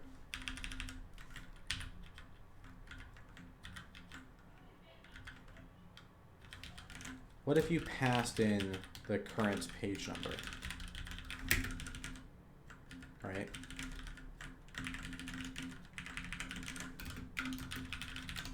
You tell us what page number you're on at the time of rendering, not during layout, but during rendering. Now there are reasons why that could be an issue, like for scrolling. Maybe you don't want to allow, you want to put the text in the correct location, but then you want to disallow scrolling based on the page number. So then you need to know the height of what's visible.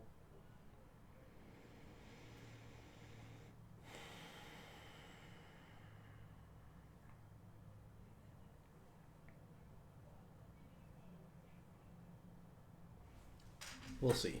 We'll see.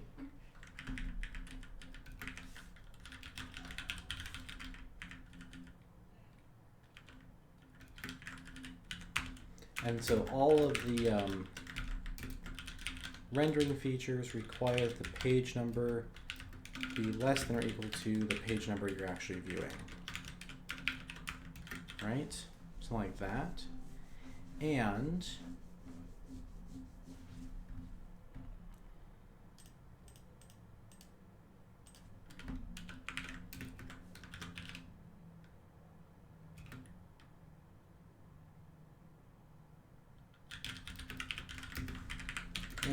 if you are strictly less, then we'll also do a fade. And so that'll be like this. Color top equals these two come out, so color top, color bot.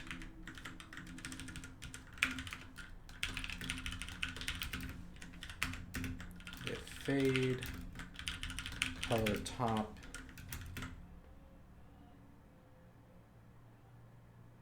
equals color top and OXFFFFF board with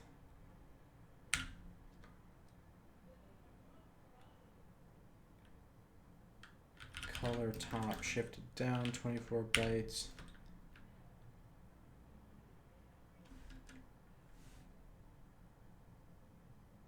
Why don't I just say shifted down by a byte and then OXFF at 000000. So it's like half alpha. We'll get started there. Color top. Color bottom. I think I actually have a helper for doing that with more precision.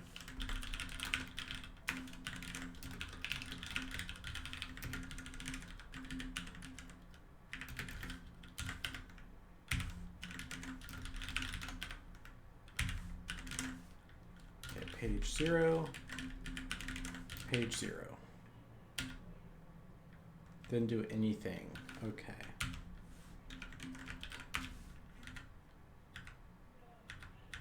So most likely the answer to why that didn't do anything is probably everybody's on page 0 for some reason.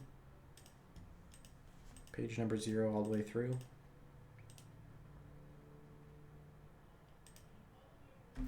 Let's see. So your page number gets assigned to you here. So when I do that, I create a root and I create a layout node.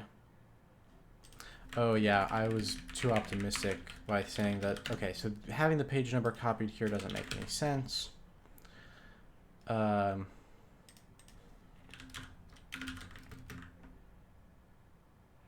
Well, does the layout node not get its paragraphs?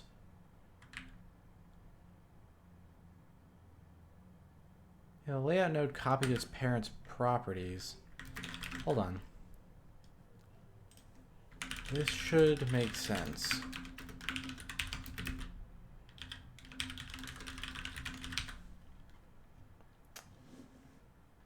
Page number. We set the page number on the paragraph there. When we create layout nodes here and here, we're creating them on something that should have a page number. And that page number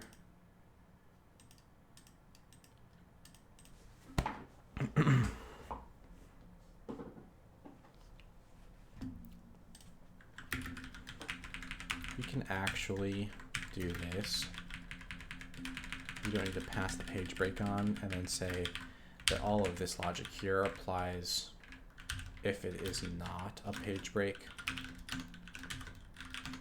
So page breaks don't even make it into the final layout. They just increment the page number. But still, no difference there. So I think it's probably that there's no there's no page number getting assigned. I don't know. Something like that. Maybe.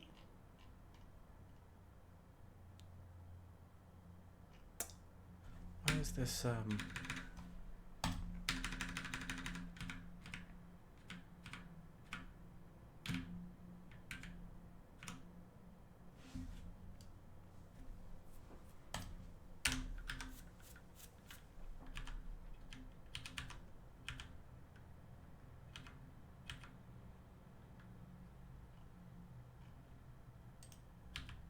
all right, so we're looking at the root here. It's got 9 children. First child has a page number of 0. Next child has a page number of 1. Okay, so we should be able to find a case where the page number is too big eventually. It might take a while. Let's see if we can do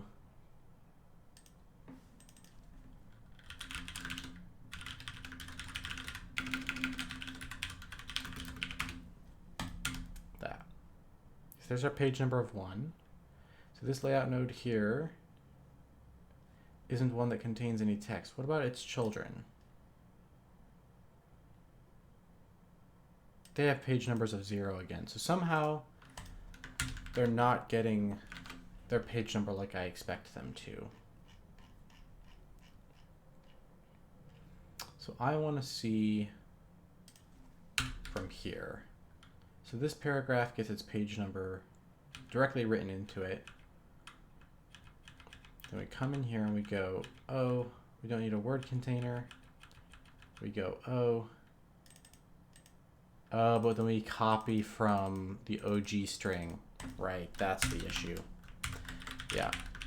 Okay, so passing the page number through doesn't make sense because, or through the copied properties thing doesn't make sense because of the fact that we end up having to copy properties onto it from the original string anyways. Wait a minute. No, hold on. Back this whole train up.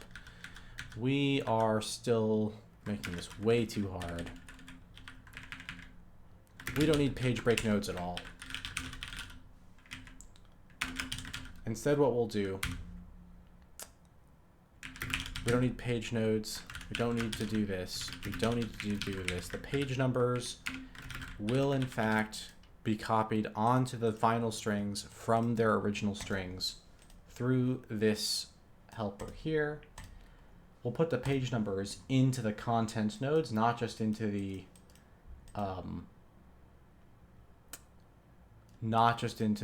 layout nodes. And you know what? We'll also say that you don't need 32 bits of page number. 8 bits of page number will get the job done. And finally, when we do a page break, we don't create a paragraph at all. We just go page number plus equals 1. When we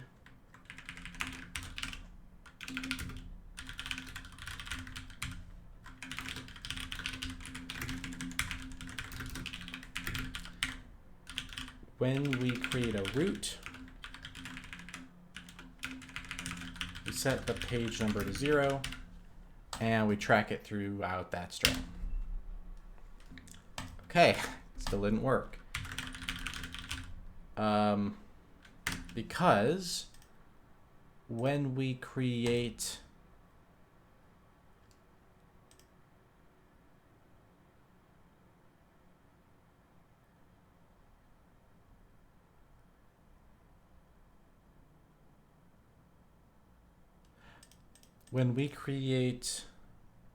these, we still need to write the page number into them from the system. During layout, this will automatically handle the passing down of the page number because we pass them not from parent to child, but from content mode to layout mode. But when we're passing things from parent to child, yeah, so the distinction there, the fact that they both go through the same function is probably a mistake. Worth rethinking. But here, after we're done copying from parent to child, we'll grab the page number from the system and stick it on the node. Then we get this. Okay, so yeah, now you can see I can scroll down even though there's no reason I should be allowed to scroll down. And so that's an issue with this approach. But the cool thing here is now, if I wanted to, I could set up a control that like shows up here when the page number is less than the max page number or something. And we could track the max page number in a couple of pretty easy ways. So we'll get that somehow. And then we'll go like, hey, if your max page number is 2, but you're on page 0, then after this, the main function will just print a UI here that's like press enter or like a continue button. And if you press enter, it'll also continue. But then the other thing we want to see is, what does this look like if I'm on page 1? Okay, so I don't see any fading on this part, which is what should be happening. So let's look at that. Fade equals 1. If fade, so fade happens if the layout node's page number is strictly less than the page number we're trying to look at. And it's supposed to fade by dropping alpha. Oh, it's only dropping alpha on this part. It's not dropping alpha on this part. That's what's happening.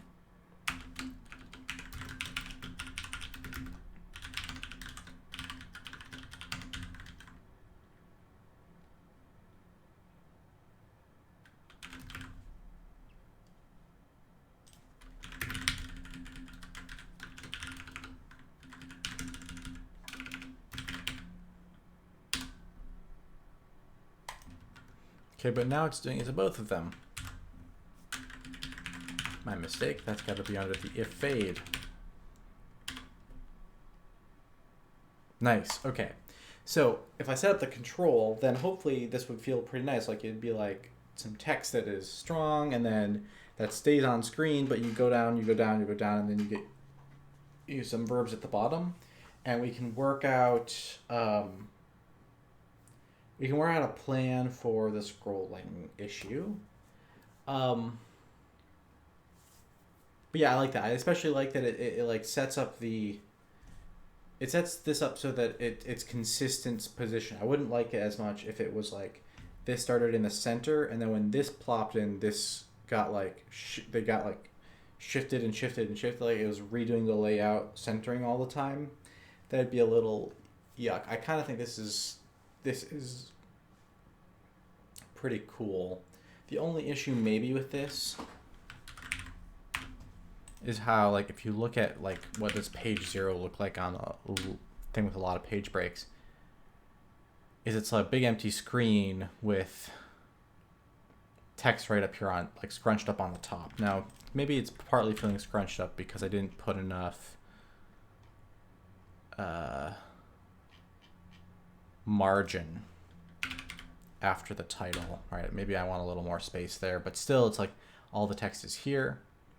And then if I have a new page, it'd start to feel better as you read this out and go like, okay, but like, at least for me, like I'm the kind of person who would like sit here and stare at this. So having something that's like just highlights the couple of sentences you're reading, and gives you a way to sort of tap to continue.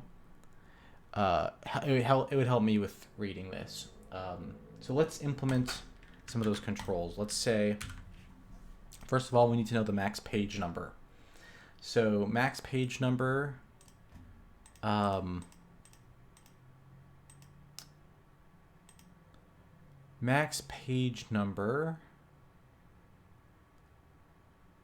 would be easiest to get by passing it through, like, okay, check this out. So here we set the root and the page number goes to 0. We build some text. At the end here, the fancy system has the page count, the max page number in it. We could also have it be tracked in the root the whole time, so that the title string would have the max page number in it.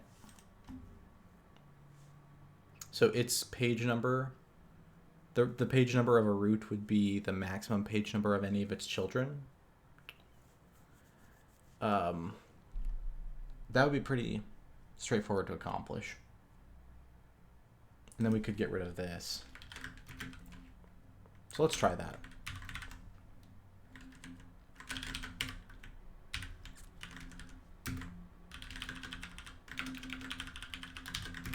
Root page number, sys last root page number.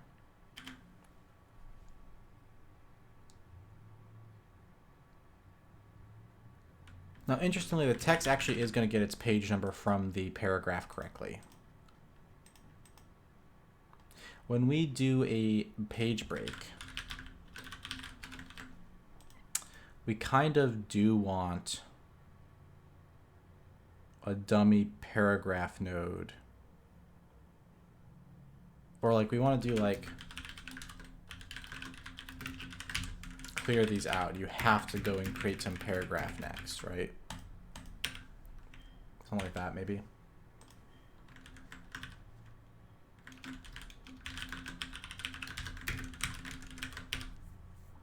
So now we're tracking the page number through the root. So we're literally reading and writing to it through that pointer. So that'll just contain it.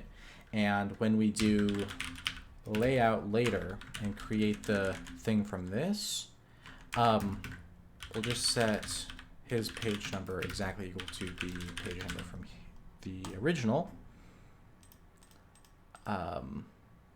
In fact, we could even do fancy copy properties onto the layout from the root string. So that should end up with the correct page number at the end. So let's take a look at, say, yeah, we can see from like right here, we should be able to see this. Main layout, page number. Yep, so it's got the max page number there is 3. Cool, cool. So now what I want to do is in the game state where we have scroll state stuff, I similarly want to have a reader page number, right? And that will be where we pass, or how we determine what to pass here. So yeah, game state reader page number.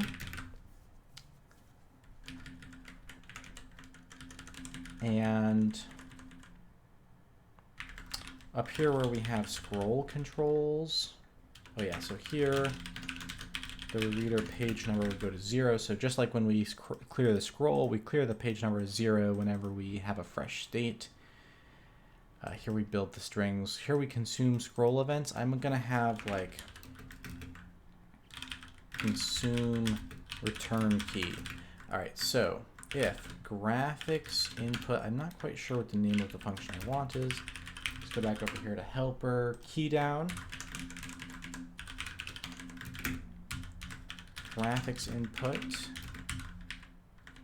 key down, graphics input key return. Then we'll do game state reader page number plus equals 1. And also we'll clamp this so that it cannot be larger than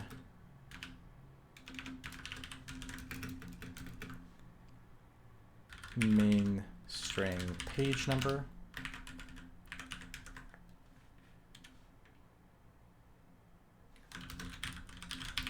Man, I'm not sure what controls I would like on the keyboard. Maybe return and backspace. Maybe. So this is if. This could, okay, right. So this could just be if that's less than that.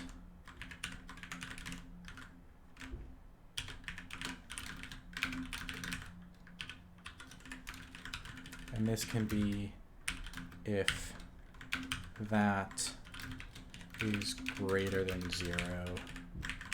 Do that. Something like that, maybe.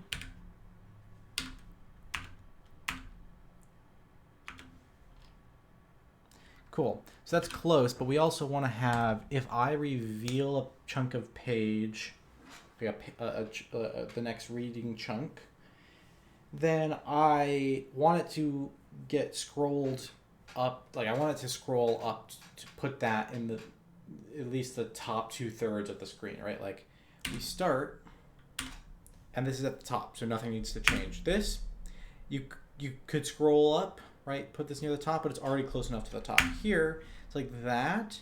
You could scroll like that for me, right? You could go smooth scroll to there. And then I do that, and it goes smooth scroll to the bottom, right?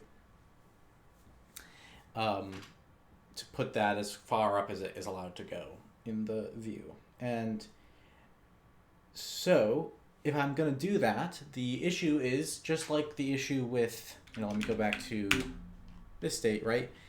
Now I should not even be allowed to scroll in my view, right? So the scrolling range is currently determined in a way that is not quite sophisticated enough. And I need to take a minute to like visualize the new rule. So we have this total layout that we get, that's like the layout of the whole thing. And that's what determines that like the fact that like where things go in the like the full height of this thing. But so we want to use that, and then we want to say we are clamping down. So that's the original scroll range, and the the fact that the initial position is pushed all the way to the top here, right? If like a block of text fully fit on screen by itself, like if we had two big page chunks and they fully fit on screen, then there'd be no problem. Like you'd have the top half, you'd have the bottom half, but it fully fits, no scrolling would need to happen. It's only because once everything's on the screen that there is some scrolling, that scrolling's even a possibility. And so we want to use the full height for positioning things like we do right now, right here. We want to use the height of the page for determining the scroll clamp. So it's like until I got to here,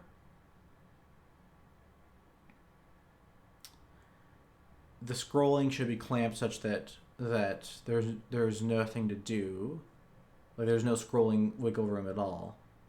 Here, it could use that much of the scrolling wiggle room, and here it could use, you know, the rest of the scrolling room.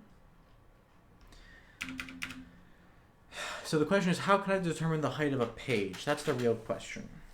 That's the interesting one.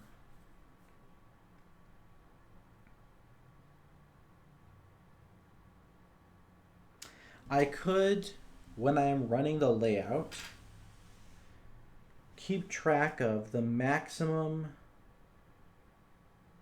Y value and the minimum Y value achieved on each page, and store that as data on the layout route.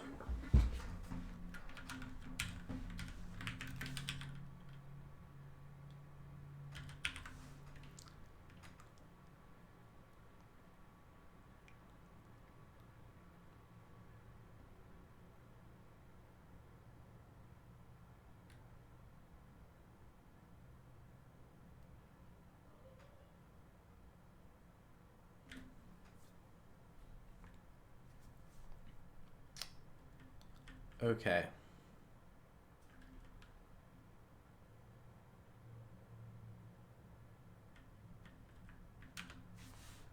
Okay.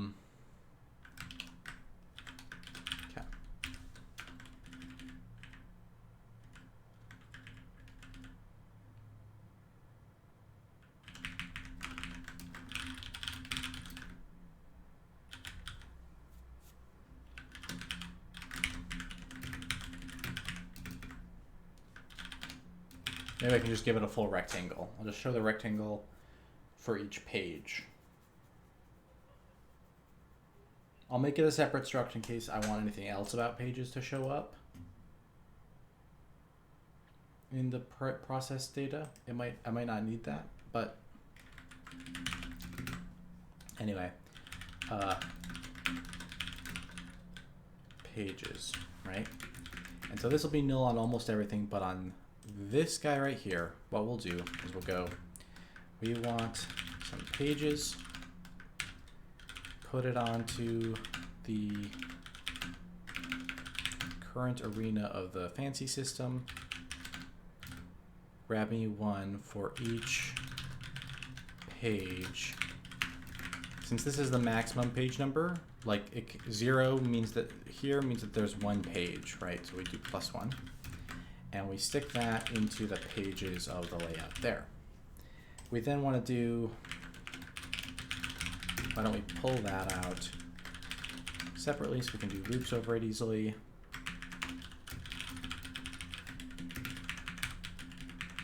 Set up the layout route.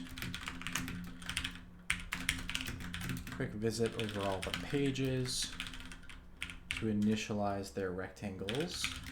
So minimum x0s, we'll put those at inf f32, minimum y0s at inf f32, and then put these at negative inf just to be sure. So there we go, we've built out these defaults, and then when we're doing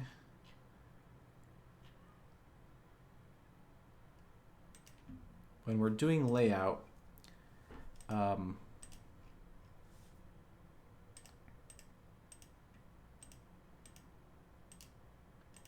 so we're guaranteed that in the middle of a paragraph, there will never be a page break. Page breaks go between paragraphs. So one paragraph, it and all of its content have the same page number. So we can just go page equals pages plus paragraph page number. And then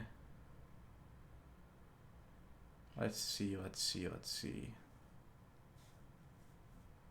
Y0, Y1, subtract X, seal. Yeah, so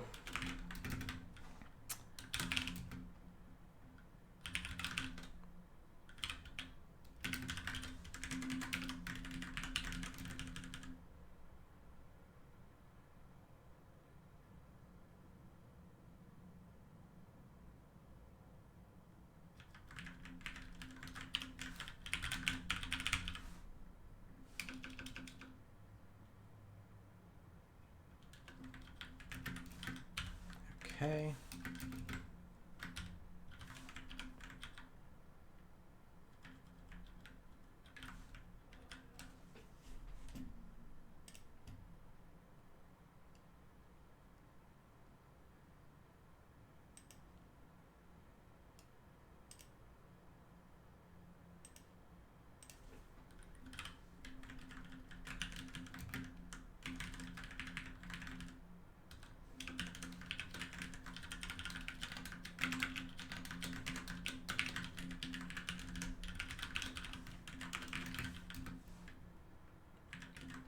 There's the mins and maxes for the whole layout.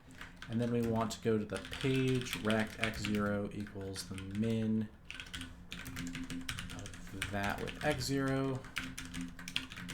X1 is the max of that with x line y0, y0, y0, y1 max, y1, y1.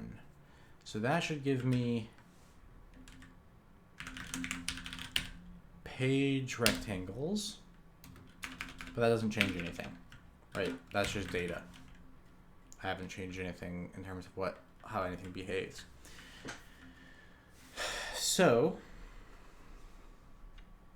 let's start by adjusting the scroll clamping. So right now, my scroll range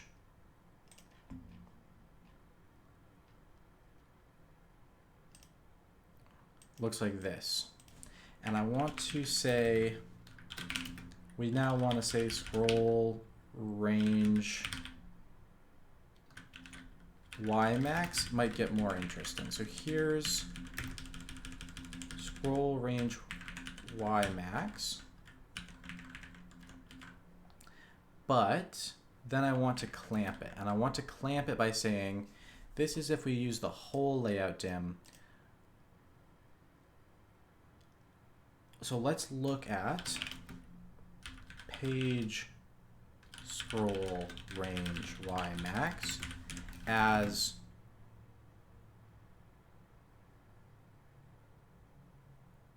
right. We need to figure out how much space is covered by all of the visible pages in order to do this. Right, so what we really need is visible dim Y to look like this. Well, we need visible Y min and Y max to get started. That's what we need.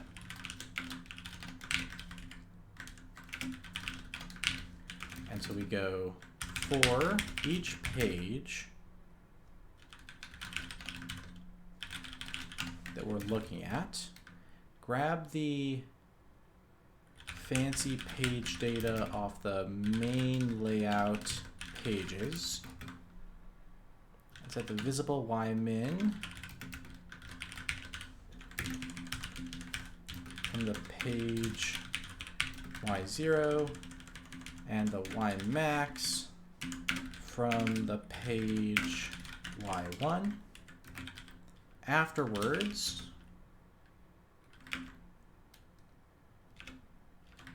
if visible Y max is Y min is less than visible Y max, so we check that just because like these start off like the word I'm looking for, inverted. So we just want to see, like, did we get like good, did we pick up some data here that makes this not, I don't want the defaults to flow through and I get just like infinity as the scrolling clamp or something. If that would even be a problem, I don't know. But just like guarding against sticks, it's a bit extra. It's an unnecessary case, I guess. Well, if these are inverted, then that means there's no content here. It'd be the same as if the total height was 0. So we're trying to figure out, like, what's the visible dim y. And so if they're inverted, then the dimension is 0. If they're not inverted, then the dimension is based on the difference. And then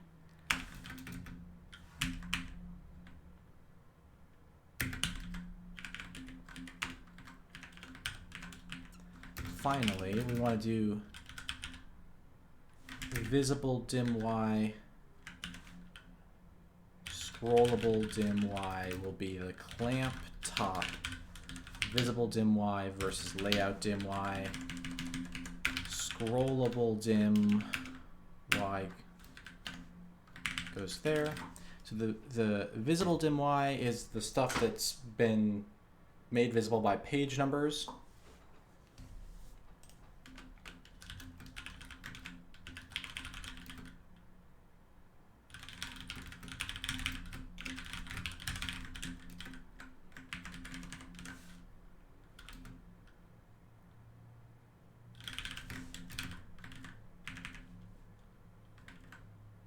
And then we calculate the scroll range like that.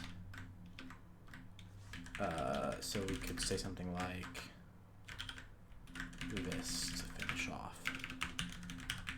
Right? We figure out what range we actually want to be able to scroll through. And we do this. But this doesn't work, right?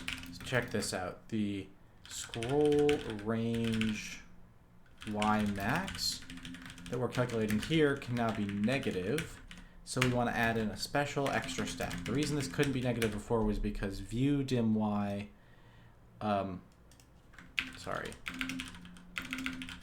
visible dim y. The reason this couldn't be negative before is because visible dim y wasn't part of it. Layout dim y was guaranteed to be larger than view dim y. And so this was positive and this is positive. So the whole thing was guaranteed to be positive, but this can be quite small. And so if we take this and put it in here, we can get a big negative number that might make this negative. So we need to clamp this so that it can't be any smaller than 0. Right? And that scroll range y max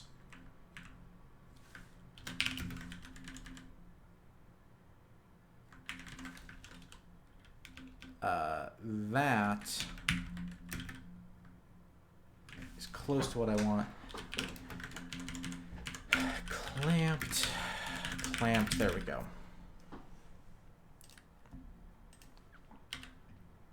Boom. Okay, now it won't let me scroll. That won't even let me scroll. That won't even let me scroll. So that's great. That means it's not working.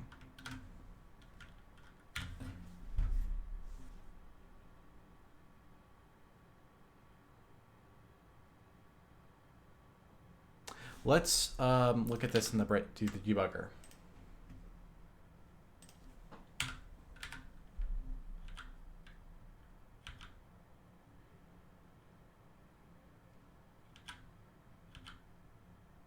There's the problem.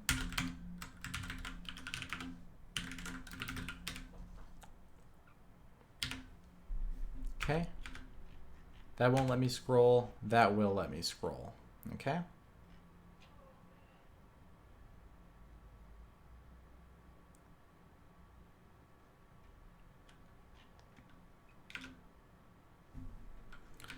Right, so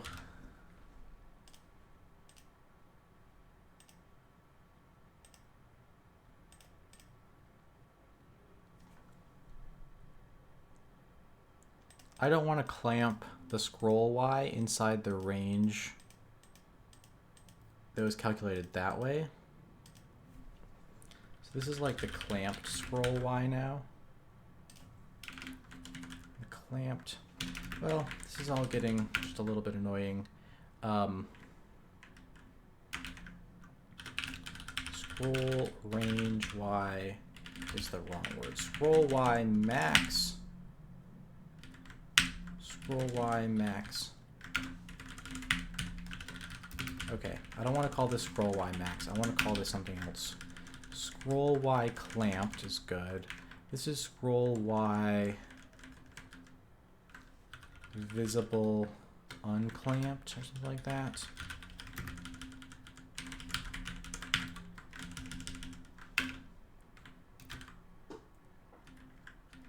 And then this can just be, we'll assume a 0 min and a scroll Y clamped max. And this will be a 0 min, but we'll take the version here, which was just based on the full layout.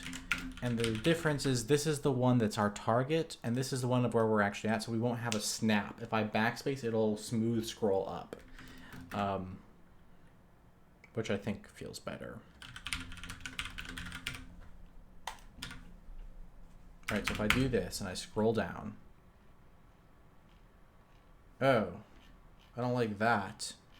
Why is that happening? It should let me, like, it should, whatever the maximum it lets me get to is where it should let me stay.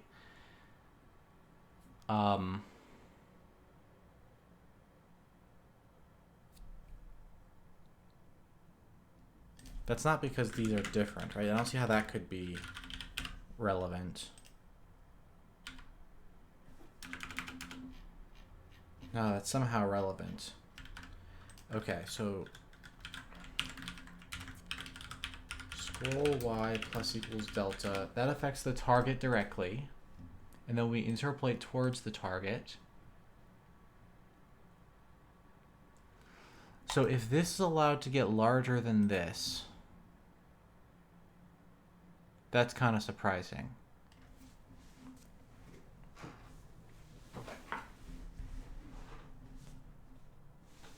Right, I wouldn't think visible dim Y would ever be larger than the full layout dim Y. So this is the visible subset of the layout. It shouldn't be larger than this, which means this should not be larger than this.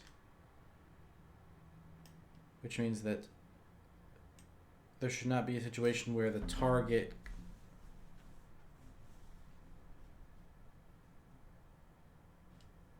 I modify the target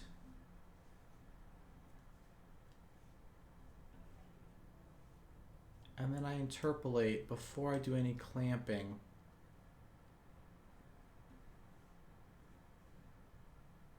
I might want to do all my interpolation here after clamping is calculated. Like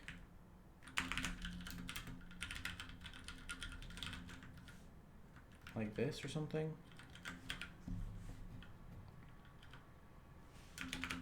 I'm not sure that that makes exact sense as a... it did change, it did make the problem go away. So what might have been happening there was it was increasing the delta Y, scrolling to it a little bit, like interpolating towards it a little bit, right? Increase the target, interpolate towards it, come in here, learn that the target got too big, clamp it down. Then it would look at the scroll Y, and the scroll Y had a little bit of extra free room, so it wasn't clamping the scroll Y down. Now, why weren't they the same size? Because on the flip side, this should max out at exact, once everything is visible, it should be the same as this. There's something about that that's weird.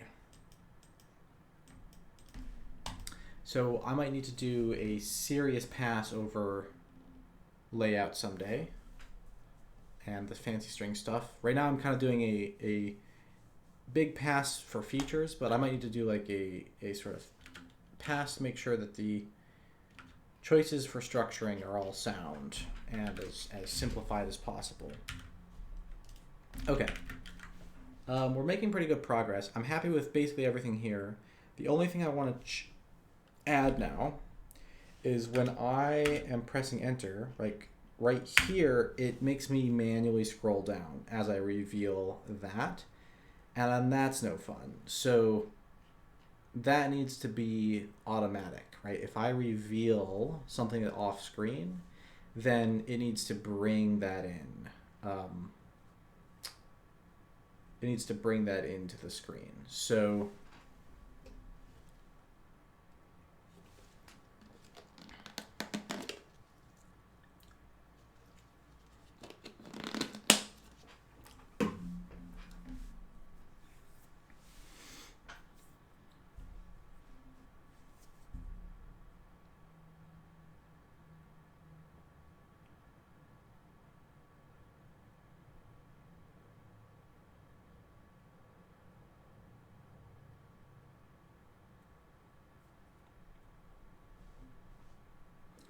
Um, so what it needs to do is it needs to look at the Y range on the newly revealed page and set the target relative to that, and then the clamping and smooth scrolling will do the rest.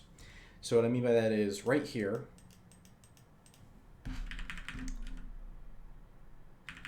yeah, we want something like, while processing these, change page number equals 0. Let's do this. OG page number looks like this. So we remember the page number that we saw at the beginning. We give them the opportunity to change it. And at the end, if the OG page number does not equal the page number, then we know something changed. And we will go into those pages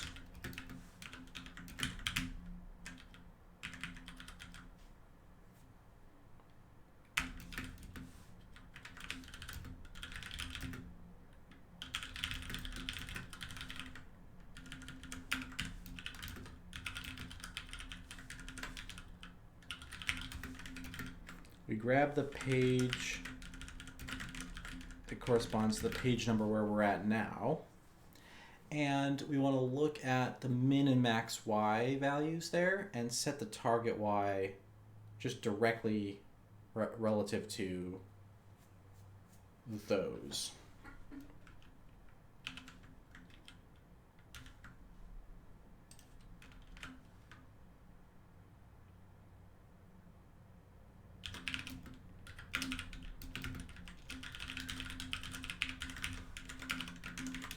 That, and we are not, yeah, we haven't positioned these yet, so this is still, yeah, it's still in the layout space. Well, I guess these will never get shifted. The page data here is never getting shifted by the shift operator like the layouts are. Another potential concern, I think. But okay, pushing forward, the ideal target Y based on this would be, I think the ideal would be to say, put this into the center of the screen, and then if that is too far up, the clamping is just going to fix it automatically, right? So to center it would be to say, the new target Y is equal to the midpoint between Y0 and Y1 minus half of the view dimension Y. Do we know the view dimension Y yet? We don't. Okay, so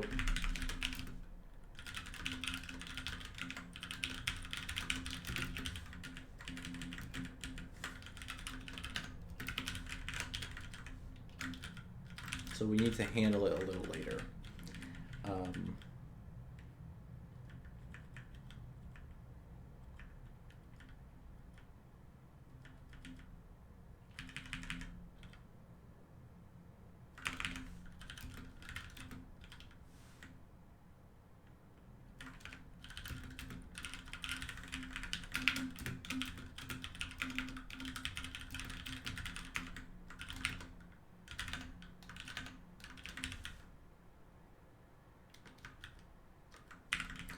So we grab the current page. If you look at its range, we're going to go like Y center maybe. Well, let's see.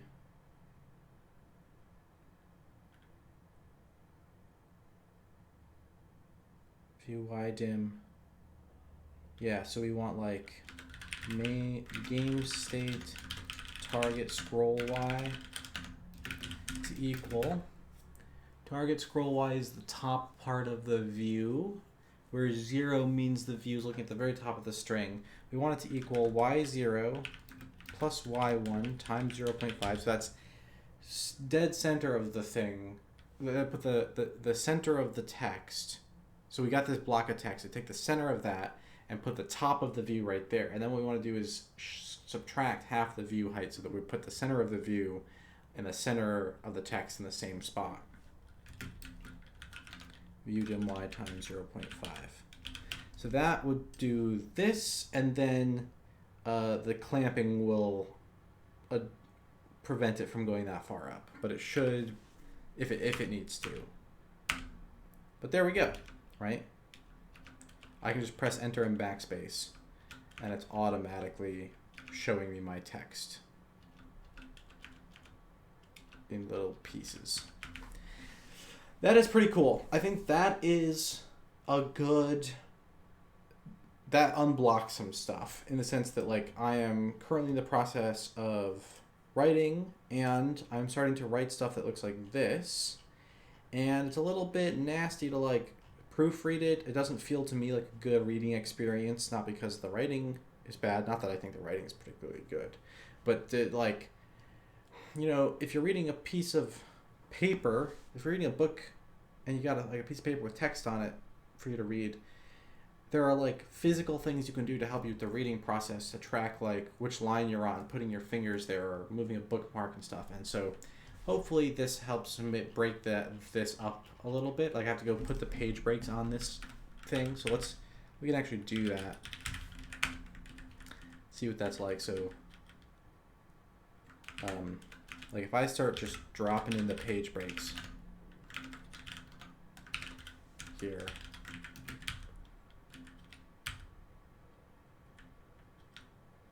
I could put them literally all the way through and see what that's like. Boom, boom, boom.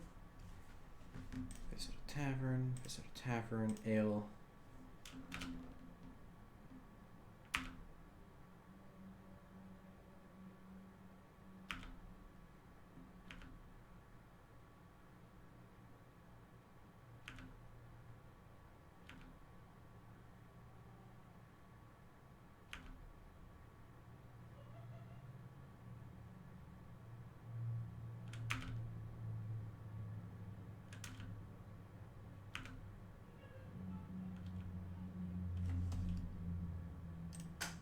Cool.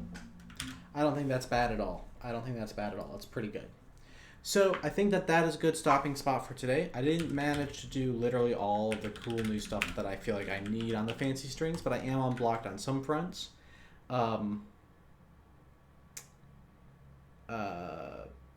Navigation spaces. I think I still need, yeah, that was sort of like a bonus feature on the scrolling that we started. So I think that helps a good amount. I still need navigation so that I can create more complex information and let you navigate through it rather than giving you a single screen. So like right now I can let you unfold a single screen essentially, but I want to be able to expand and bring into focus and detail different parts, and I don't have anything like that in there yet. And I think in order to get there, I might need to get a little bit more serious about cleaning up the layout system and thinking it through carefully, which I don't think today at 6 p.m. here, it's a good time to start like designing that. So that might be something I work on over the course of the next week or two off stream. There's also the like tooltips and stuff. that's a little bit more like we could maybe do that, but I'm tired, so that'll have to be something that maybe I can fit that in on a stream, or I'll get it done outside of the stream otherwise. Um, yeah, some of this, it's hard to say which of these things I'll actually get around to soon. Um, just because the front end stuff is not the part I'm most interested in as a research project. It's more just kind of fun and necessary. But at the very least, I've got more wiggle room now. I can work on how the titles things will work, and I can work on writing stuff without worrying about it uh, being, all fitting on screen so that it's still playable. Um, and that's a good amount. That's a good amount of progress, I think, for now. So, anyways, thanks to anyone who's been hanging out today, and I will continue my usual project or my usual streaming schedule. So that means this Friday, probably this Friday again, maybe plus or minus one day, but probably this Friday I will do something for fun. It might be some SAT programming again, or it might be something else that strikes my fancy at the time. If you want to see more about my projects, make sure you've gone over to mrforth.com. You can read about software projects I've done and my video projects, and you can follow for news letters, which I post every couple months or so. And also, if you would like to see ongoing updates about this project, sort of design and stuff about the story engine, I'm currently posting. Oops, I don't want to show you that. I'm trying to show you. What am I looking for? This. This is what I wanted to show you. I'm currently posting lots of design, like brainstorming sessions and stuff over on this channel. So you can check that out. And of course, there's my usual channel where I'll post more polished updates about this project over time. All right. So I will see you guys around in the future. Bye.